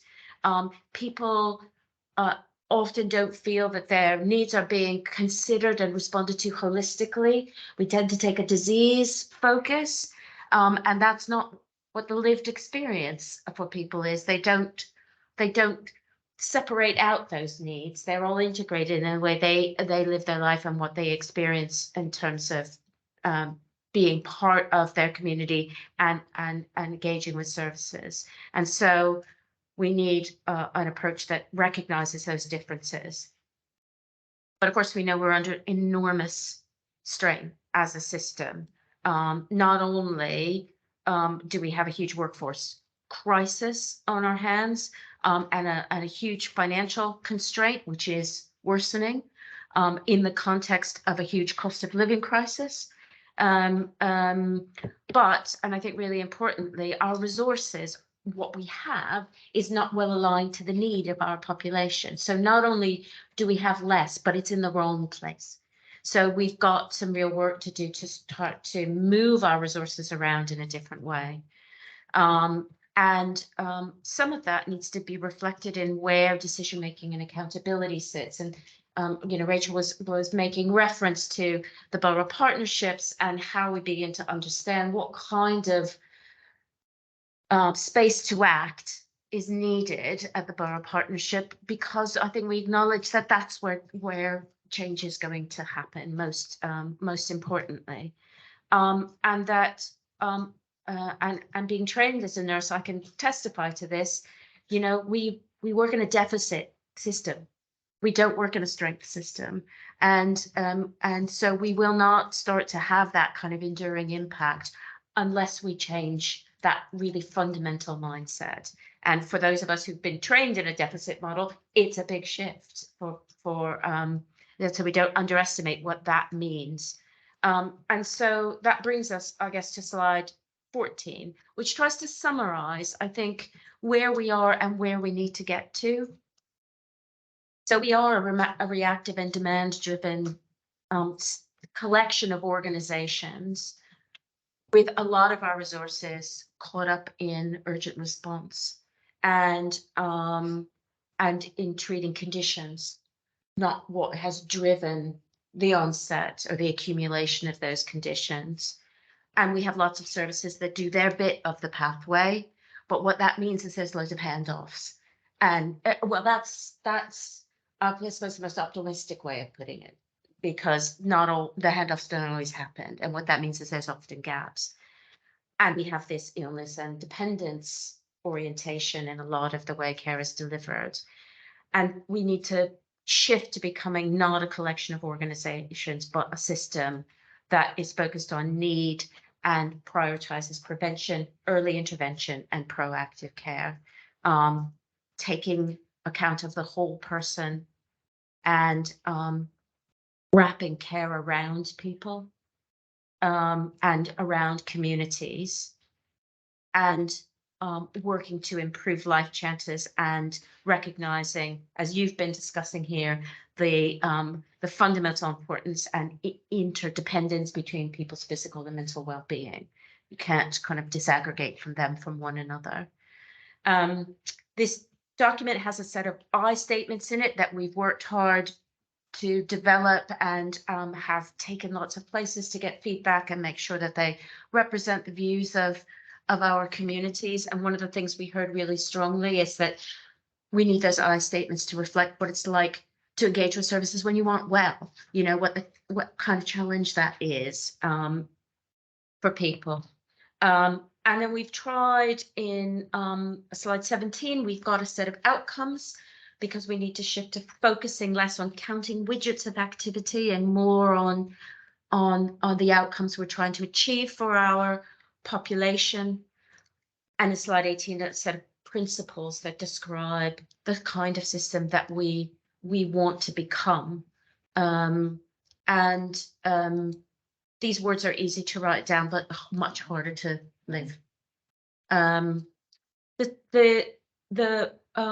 The subsequent slides for sort of 20 onwards, 20 to 25, really talks about the borough partnerships and what we need to do to help to support their development. And some of what Rachel was referring to about, for example, Haringey's focus on mental health and using that as the sort of test and learn environment for what borough partnerships need in order to have impact, and recognizing that different boroughs are going to pick different priorities and are at different stages of evolution of their working relationships, is all really important, and means we need quite a nuanced response to this. And it's not going to be helpful to take a kind of, you know, too fixed a view about delegation, both the nature, the focus of that delegation and the timeline for that. And it needs to be more reflective of the nuanced needs of our different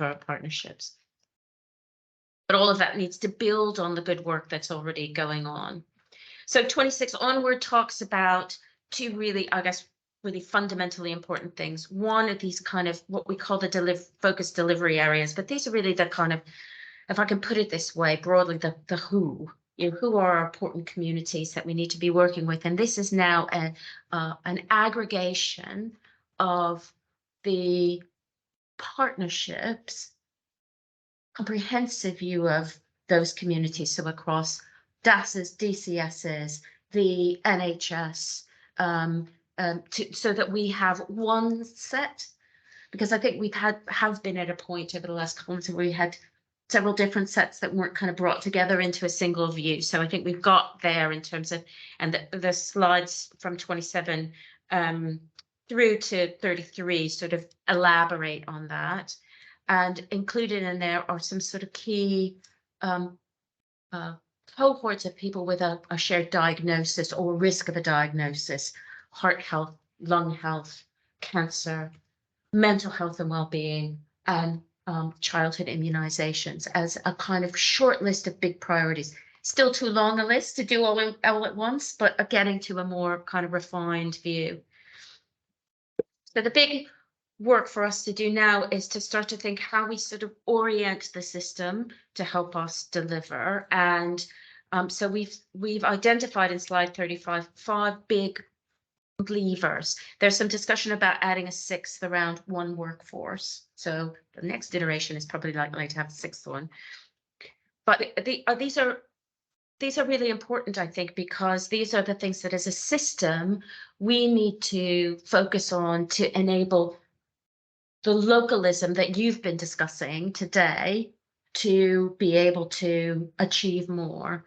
So aligning resources to need,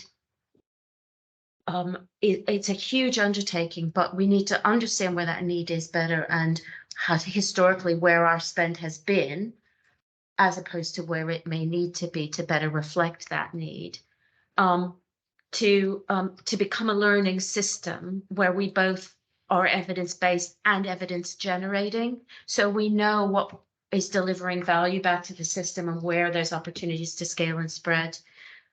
To strengthen integrated delivery, which is, you know, we've been talking about, to collaborate, to tackle the root causes of poor health. And that's partly about wider determinants, about us as an anchor institutions, and also about the Green Plan, how we invest locally and responsibly. And ultimately, population health has got to become part of everyone's job. So wherever someone is in contact with residents, we want people to feel empowered to make every contact count. And that means knowing what other services are out there and also feeling empowered to do more than just the task perhaps that you've been presented with. Really critical, but also for all our services to always be able to talk meaningfully about how they're doing for key communities, so that they can talk about and think about what improvements they need to make in order to reach people who are not benefiting equitably from services. So I will stop there because really keen to hear what people think. We've put in the front of the document, early in the document, a summary of all 5, very brief summary of all 5 health and wellbeing strategies, and a kind of a summary set of themes. So Katie Ferguson, who is a consultant in public health, works with all the DSPHs, but sits in our team, has done that work. It'd be important for us, that's on slide 5, important for us to just check with you that you feel that Haringey's health and wellbeing strategy, I know it's under review at the moment, is you're comfortable with how it's represented, if you want anything changed about that. Because as we move into delivery, certainly from NHS England's perspective, they're keen that our plan for delivery reflects the health and wellbeing strategies as well as this overarching strategy. So important to check in with you on that and know how you want to continue to engage with us as we move into delivery. So thanks. That's really helpful. And yeah, just looking at that slide 5, I think some of the things that you might want to tweak and expand. Very I think, welcome. But you know, I think so. And I don't know how our timelines align with yours and that sort of thing. So that's a conversation we could have out. That's just my sort of immediate reaction to it. And you'll know that as part of our strategy, we are looking at what people's vision, that people in Haringey, what is their vision around better health? And I think that's really important. And I felt that that didn't come through as strongly as it could have around hearing the voice of lived experience and an understanding and how we understand impact. And it might just be how I read the slides as well, but I felt that didn't come through as strongly. But I should also say I'm really pleased to see a lot of the things that we're really passionate about and really concerned about here in Haringey coming through overall in the document. And you're being really open about the fact that perhaps there is a recentering that needs to happen, and there's also there's a kind of, I think almost there's a culture piece there, isn't there? And we're going through that same for ourselves as a local authority. So recognise those challenges.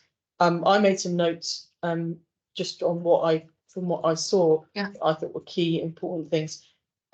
Just around the role of trauma and how systems work with people who have trauma, and how also, you know, going through difficult experiences through health creates more trauma, but also issues around trust. That's something that's come up, especially with those vulnerable groups that you've identified. And that's come up with the public health team a lot around that trust and that inability to engage well with good health.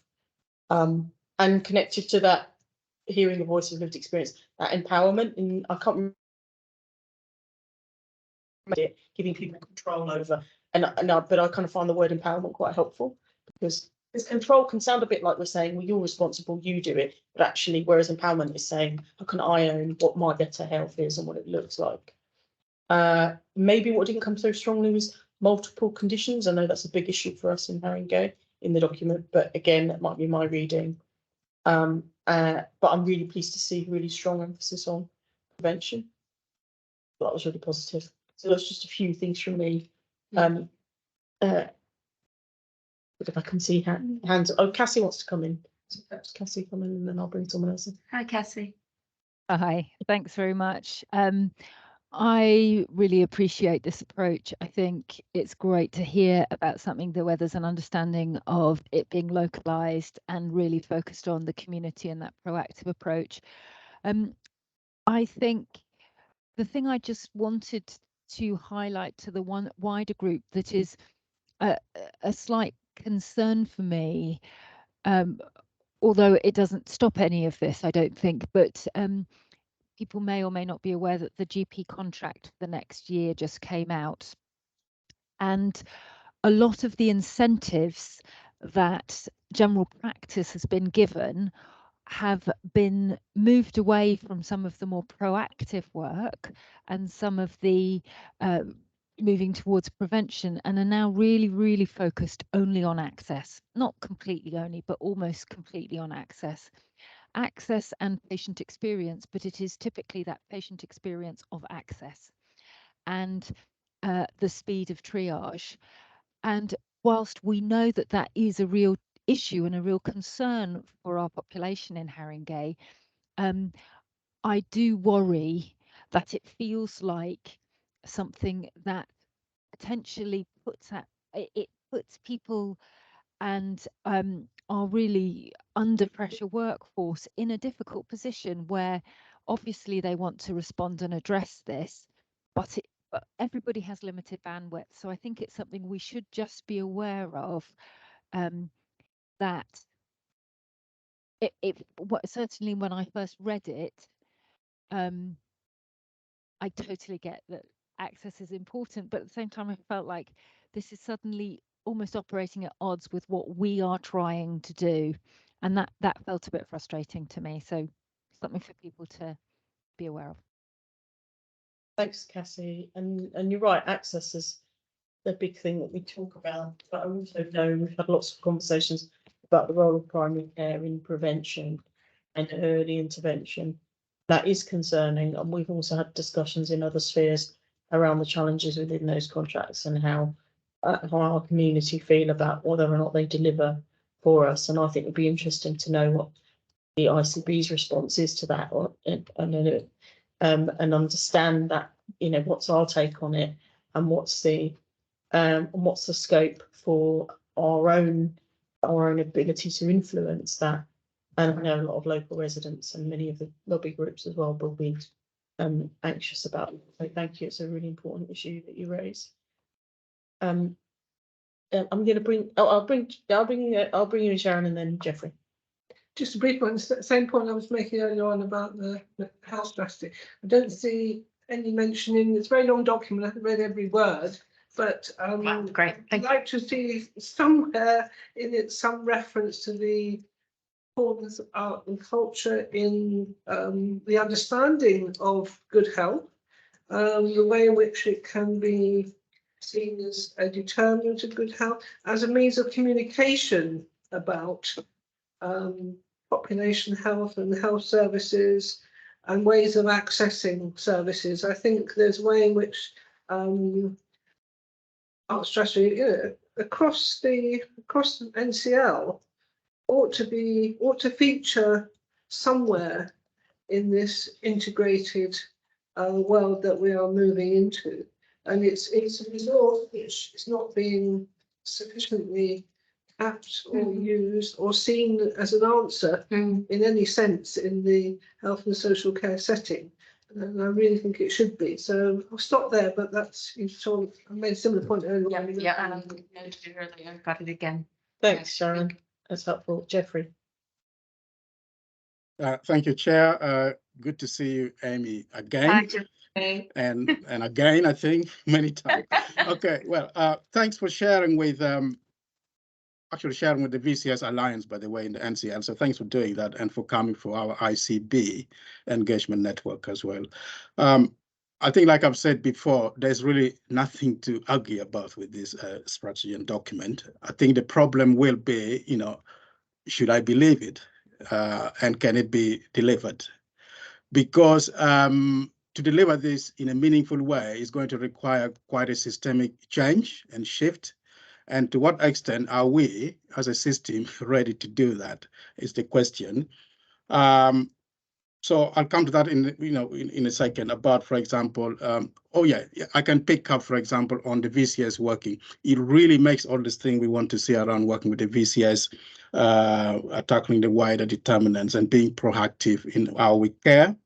But that will, I suggest, require a certain shift in how the ICB or indeed statutory organization work with the VCS. Let me pick up just one example. For example, let's talk about movement of resources, i.e. procurement.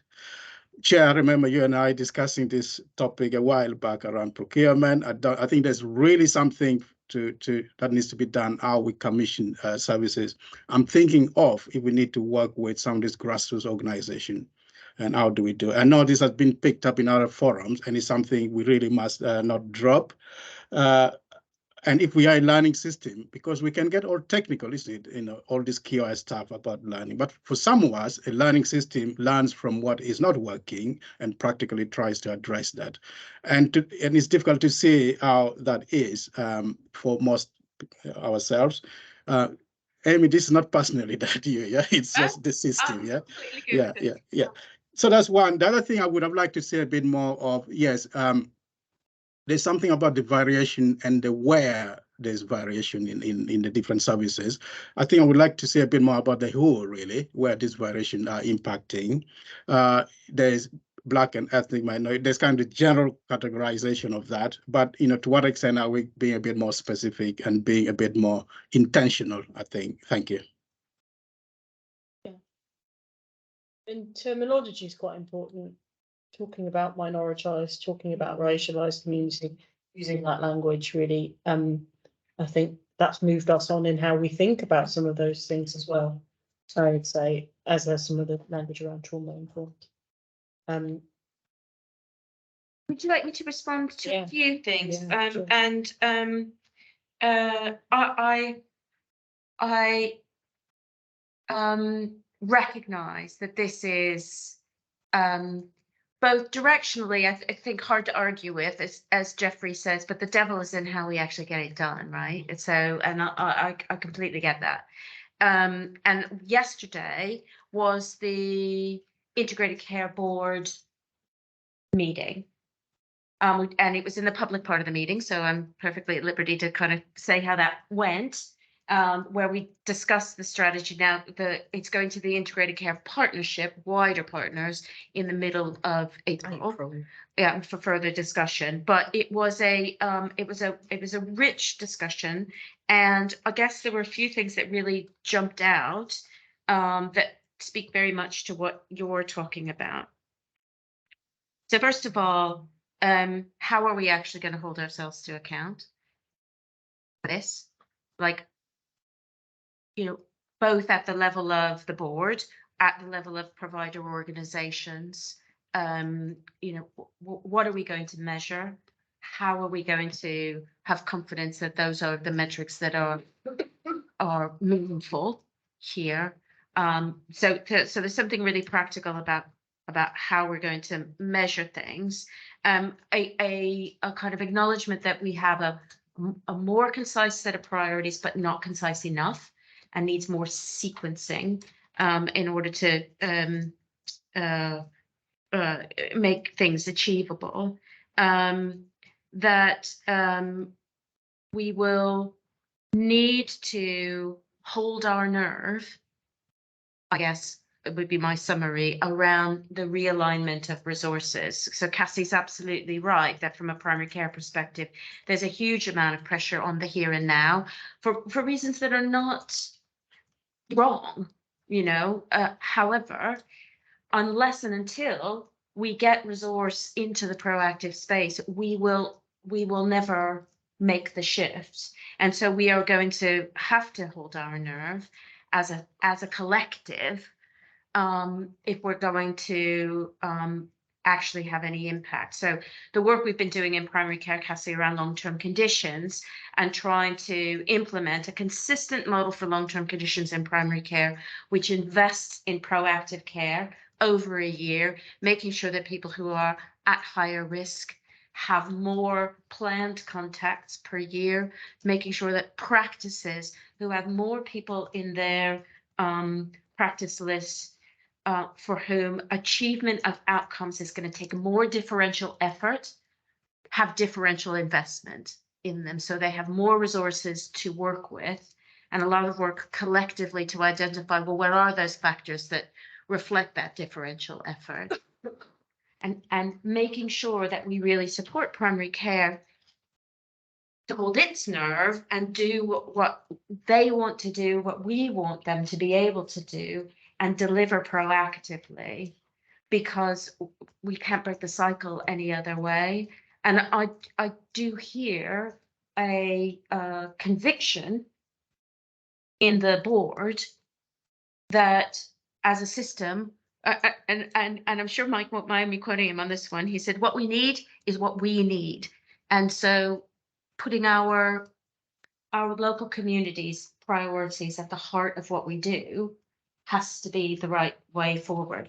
But it's, you know, it's non-trivial, and it is a huge culture change. These are seismic shifts, Jeffrey, that we're talking about. So I do very much agree. One of the other things, interestingly, that you haven't raised, which I was expecting you to, but which came up a lot yesterday, was, and we make more emphasis around mental health in the document than we do at the moment. We could do more to bring that through, more to bring through the interplay between physical and mental health, and more reference to mental health in the document than we have at the moment. So that's something we've taken away.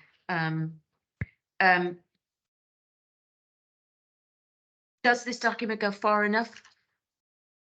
It goes a long way, but I think how we move into delivery will be really, really critical. How we take the first few steps, and it's better that we take fewer, but with more clarity of intent, I think, so that we build system confidence. So, you know, we don't take on all 5 of those big population health risks. We take on 1, possibly 2, but and each borough picking a thing that they really want to focus on and making sure we understand through a test and learn how to get the conditions right for them, are probably the proportionate sorts of steps to take. And a mapping of need against resource allocation is the priority piece of kind of intelligence, population health and NHS intelligence and system intelligence work that we're going to do, so we can start to make some strategic decisions about choices, really, about how we're going to move those resources going forward. That's really helpful, I think. And I think I don't want to feel flippant about, and I don't want to sound flippant about any of it because it's all really, really hard. no, I know, but I think Jeff is right. The devil's in the delivery. It really is. I know Gary wants to come in, but what I wanted to say was I don't know what. I just think it's really important for us as a team internally just to make that time to think about health and wellbeing, our health and wellbeing strategy, and just be really confident that everything we want reflected is with you. But I don't know what the timeline is on how quickly we need to do that. So maybe we can have that conversation just to check in. Yeah. We are and make sure. Gary, do you want to come in? Thank you, Chair. By the way, that was going to be one of my points, just the consistency on that. So we'll take that away. The other thing, and I'll be really brief, is that as we enter, a new financial landscape, it's just so important that the investment is directed in absolutely what it needs to be directed at, but that we get value for money. Yeah. Because obviously that's really important. I know rightly we're focusing on the right things here, but we have to recognise that as well, that it's spent wisely as a system, and that we all have a part, and all organisations have a part to play in that in terms of what the priorities are, because we are entering a different financial. What's challenging, I completely agree, but one of the things that I find challenging in my brain about this is that value at a hyper local level is just very particular to communities, isn't it? Sometimes, and so we have to be really thoughtful about how we talk about value, and how we understand the things that need to be consistent and the things that need to be really tailored or localized, because otherwise they won't deliver value, or what they'll do is deliver more for the people who are already getting more. They won't help to close the outcomes gap.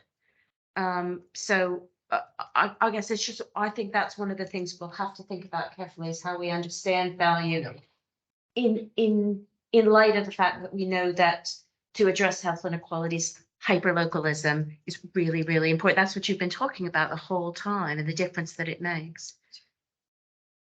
I think this is an absolutely amazing document. I do. I think there's so much in it, and so much detail. Sort of, you're not sure where to start, and particularly around all the levels of inequality. But I've got a few points, and I can see exactly where you're going. I think a lot of that may be governed as much by politics as other things, and how these boards actually operate. I'm not a member of any of them, so I suppose I can say that.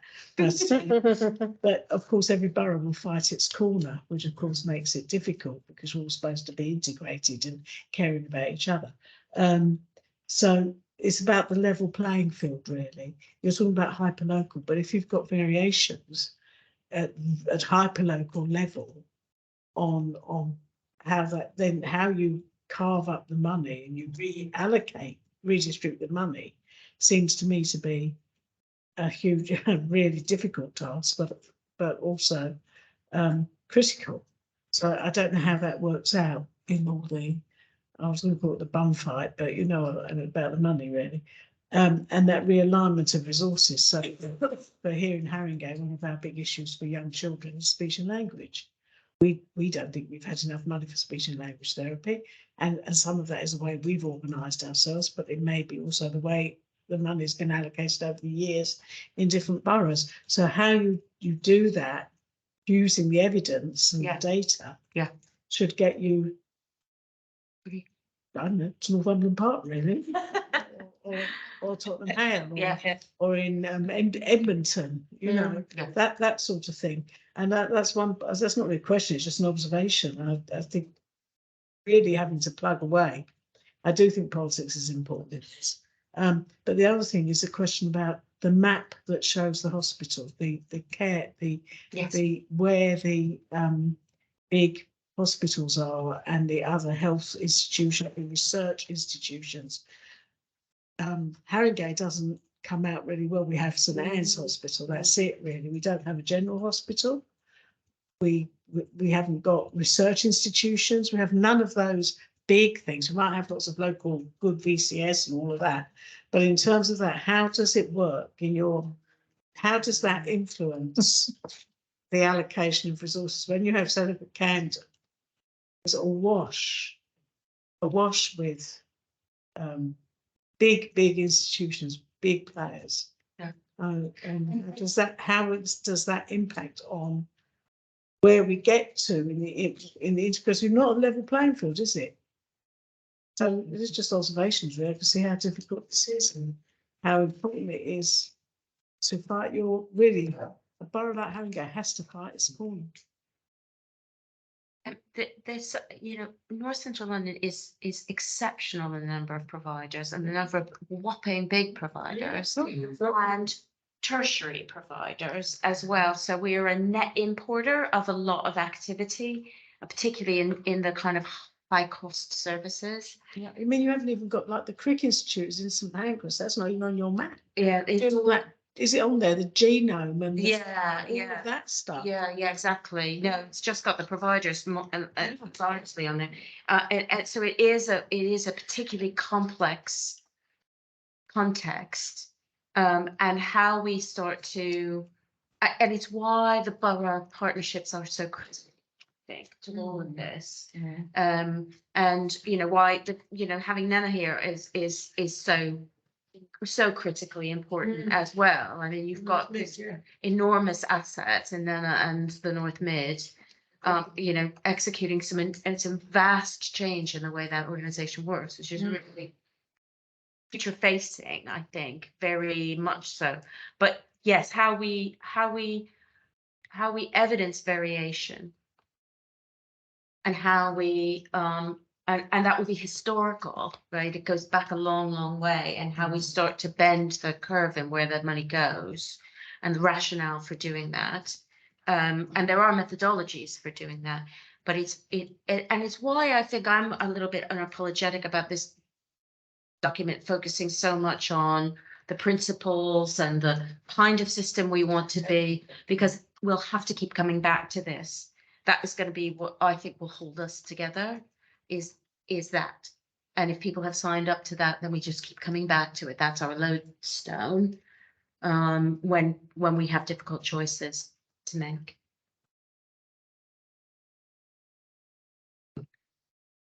Thank you. There's a lot there and a lot more to do, I think. That's the summary. But very happy to come back at any point and contribute. And I guess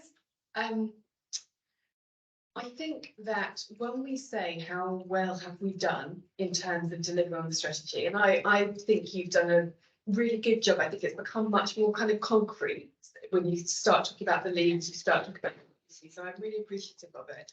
When we come back to evaluating it, I'm just going to be really honest about it. If you evaluate how have we done for a specific community with learning disabilities, we could pull on an example that's worked really well in Enfield. If we wanted to focus on children with speech, language and communication, we could focus on a particular example that's worked really well in Barnet or in Haringey. And as an NCL, we have done, a great job, and we all feel happy. What we need as this Health and Wellbeing Board is we need to know how are we doing in Haringey, and that is our health and wellbeing strategy. But it's also about how we apply our kind of collective resources in ICB and as a system to the delivery in borough. Because my one concern about the way that this has developed is that we've got so many different focused delivery areas. And I'm looking at this as a director of integration, and I'm thinking, how do we pull all of this together? Yeah, and the infrastructure to support. Whether in Haringey, we have, yeah, what do we do? And I think we're getting there because we've got a health and wellbeing strategy that's being developed that is sort of going to link in with our borough partnership and covers many of these different areas. But there's something for me about the energy, like where does the sort of energy of the system sit?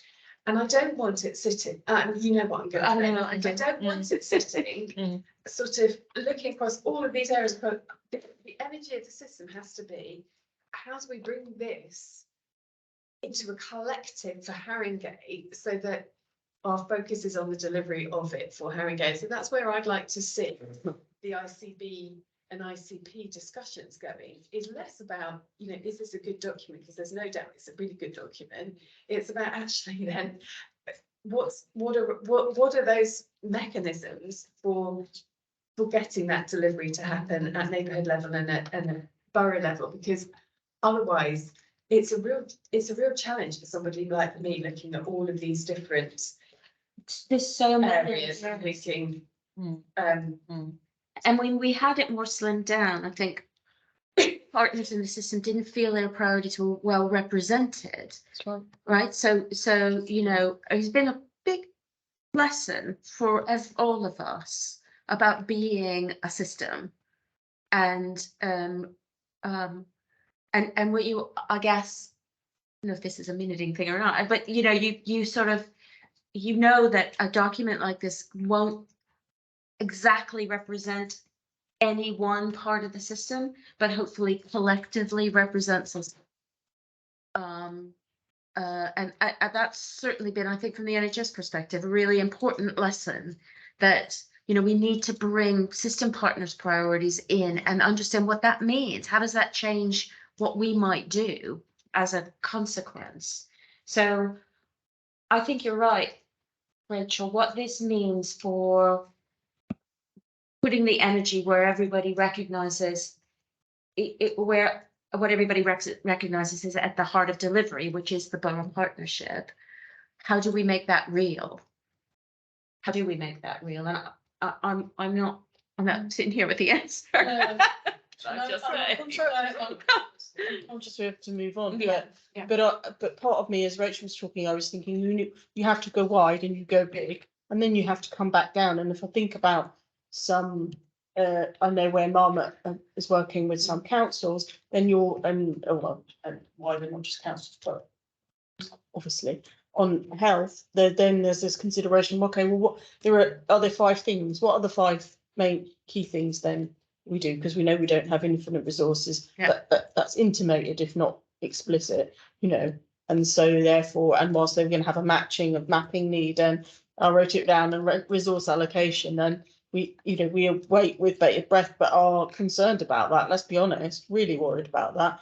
But actually, so then how do we go now and then say, okay, what are the 5 things we must do, that we must get right? What are the 5 outcomes that we want to see, because we know they will have the max impact? And then you'd go to the next slide or what have you. That's kind of my take on it, is it does need to be this big and that broad and what have you, but then we also have to have that conversation. And in a way, the previous conversation we had about mental health as an example is about, we're already kind of on that, we're already there, we're already on that, saying, okay, well, we know that that's big for us, and we know we're at Borough Partnership, we need to address that.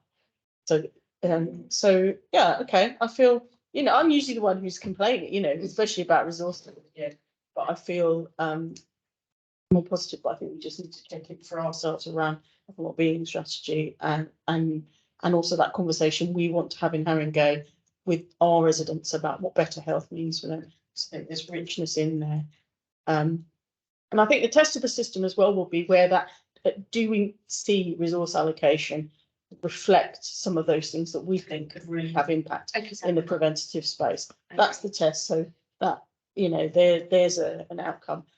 Will we get that help? And therefore then we will see outcomes, because some of us within the community and everywhere else know, and we see impacts of where services, or we were talking earlier about Tottenham Talking and other, we know those things can make a difference to people. So will the resources follow them? That's the question. And I'm going to move us on, but thank you so much. Pleasure. Thank you for having me. And I think hopefully everyone's reflected quite on how much of a huge piece of work we know this is, how detailed and important it is. So Yeah, thank you. Look forward to coming back whenever it's helpful. Yeah, Thank you very very much. much. Okay, so moving us on to item, where are we? We're on item 12. Apologies. Item 10 even. Apologies. Christina, an update on the work on racism and inequalities. Hello, thank you, Councillor Desnes. I'm Christina Andrews, Strategic Lead for Communities and Inequalities at the Council. So wanted to give a relatively quick update really on the last coordinating group addressing racism meeting we held back at the end of January. This is a group that brings the partnership together to oversee the delivery of the work in the plan that we have in Haringey addressing racism. And we'd committed prior to that meeting in January to starting a review of the objectives we're working towards, sort of in recognition that everyone had come together really positively following the murder of George Floyd, following more localised reflections but across the UK and in Haringey specifically around racism across our organisations, and also I think particularly heightened by COVID and the disproportionate impacts that we saw coming out of the pandemic in terms of health. So that work had started in probably quite a reactive way, and I think lots of positives had come out of that. Lynette spoke earlier about some of the work that she's been doing in collaboration with the police on the use of Section 136 and how that really disproportionately impacts young Black males in particular. We're just mindful that probably about 18 months had passed, and we wanted to make sure that we were taking a sort of consistent and robust approach to the work we were delivering under the plan. So the last meeting we had, I think, felt like quite a shift towards a bit more of a focus on our collective power and influence across the system as large organisations or influential organisations, and still really wanting to retain those incredibly positive bits of more project and programme focused work. But we'd identified 7 levers, which I will just share because I think it might be easier for people to be able to actually see that we felt the various organisations involved in the coordinating group kind of have access to and can influence. So hopefully you can see my screen there. So we've got employment practice, which we would include apprenticeships and work experience in, HR practice. So that would look at things like training, talent management, culture, and formal procedures. So things like disciplinaries. Policy and strategy development across our organisations, our investment power, communications power, service delivery being a really important area, and then thinking about how we are able to influence regional and national decision makers. So that felt like it took us into a bit more of a strategic and systems focused space with the discussion.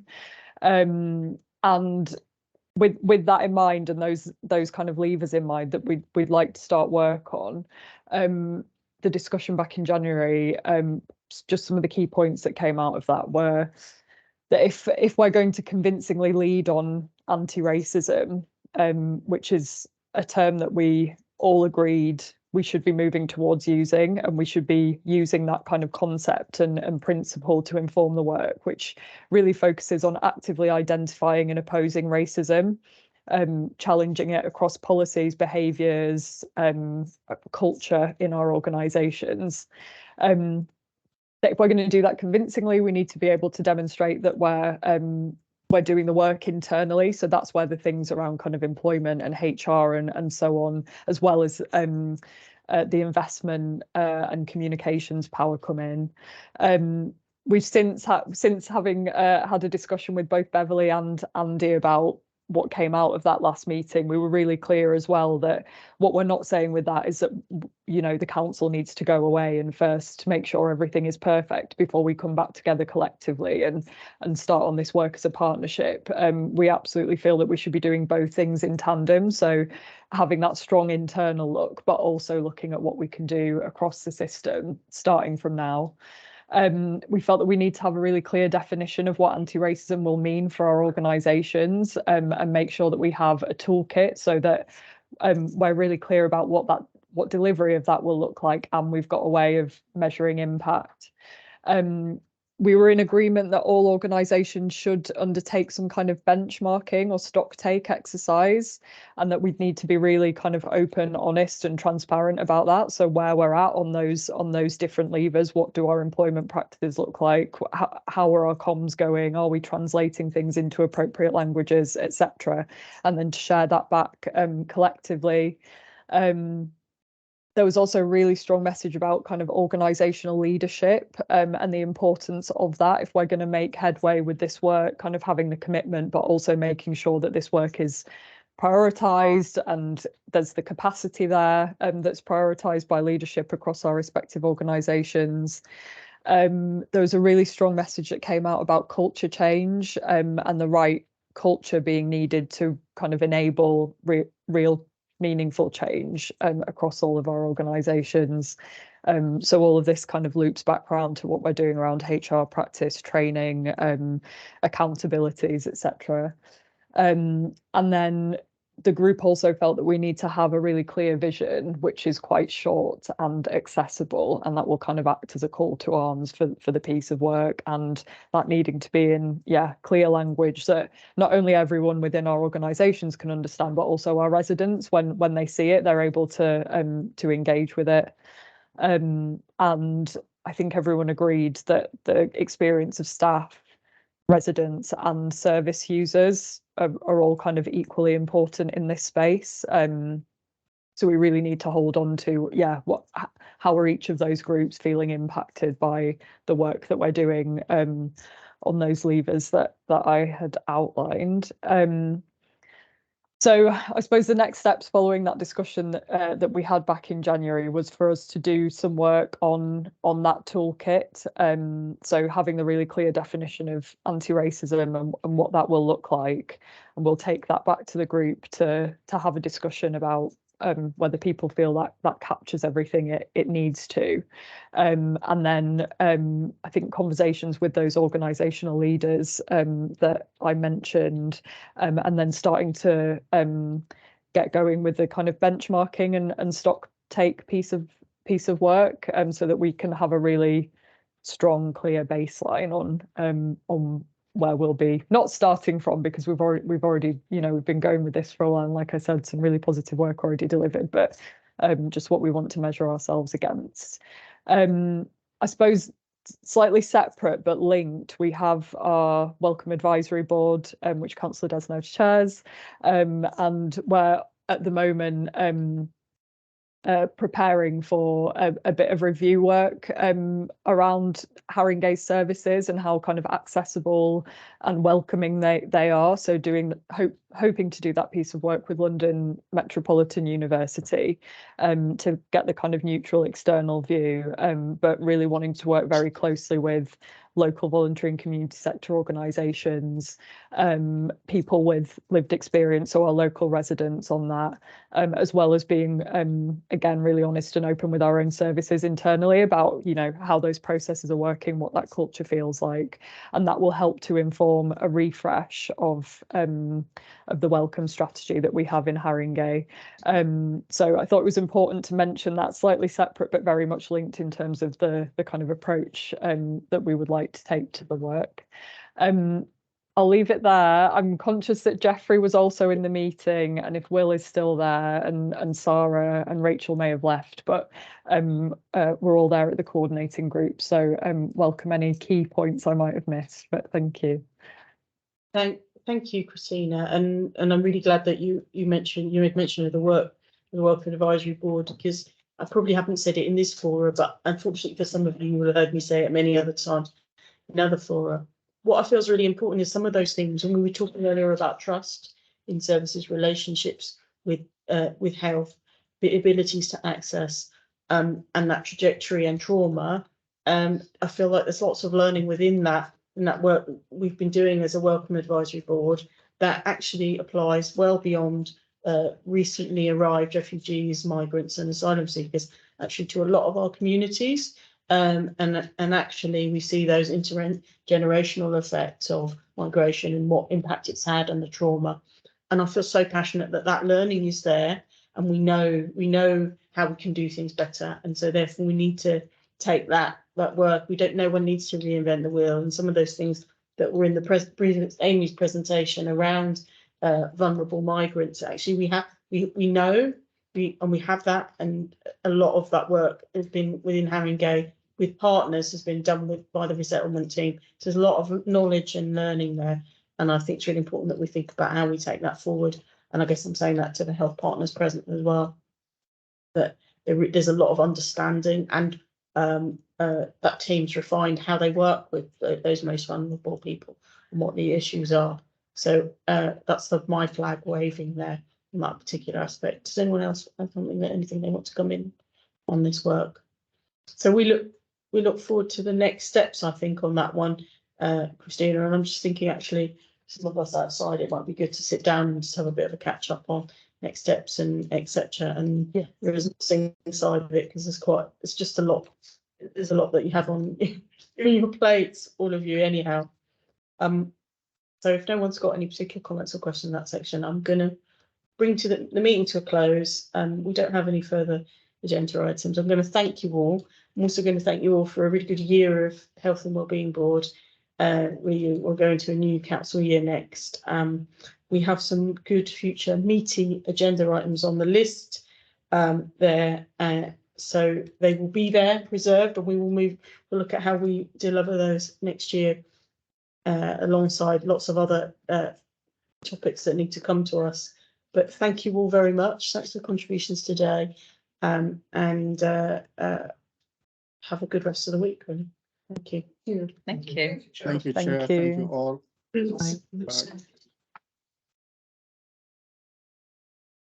What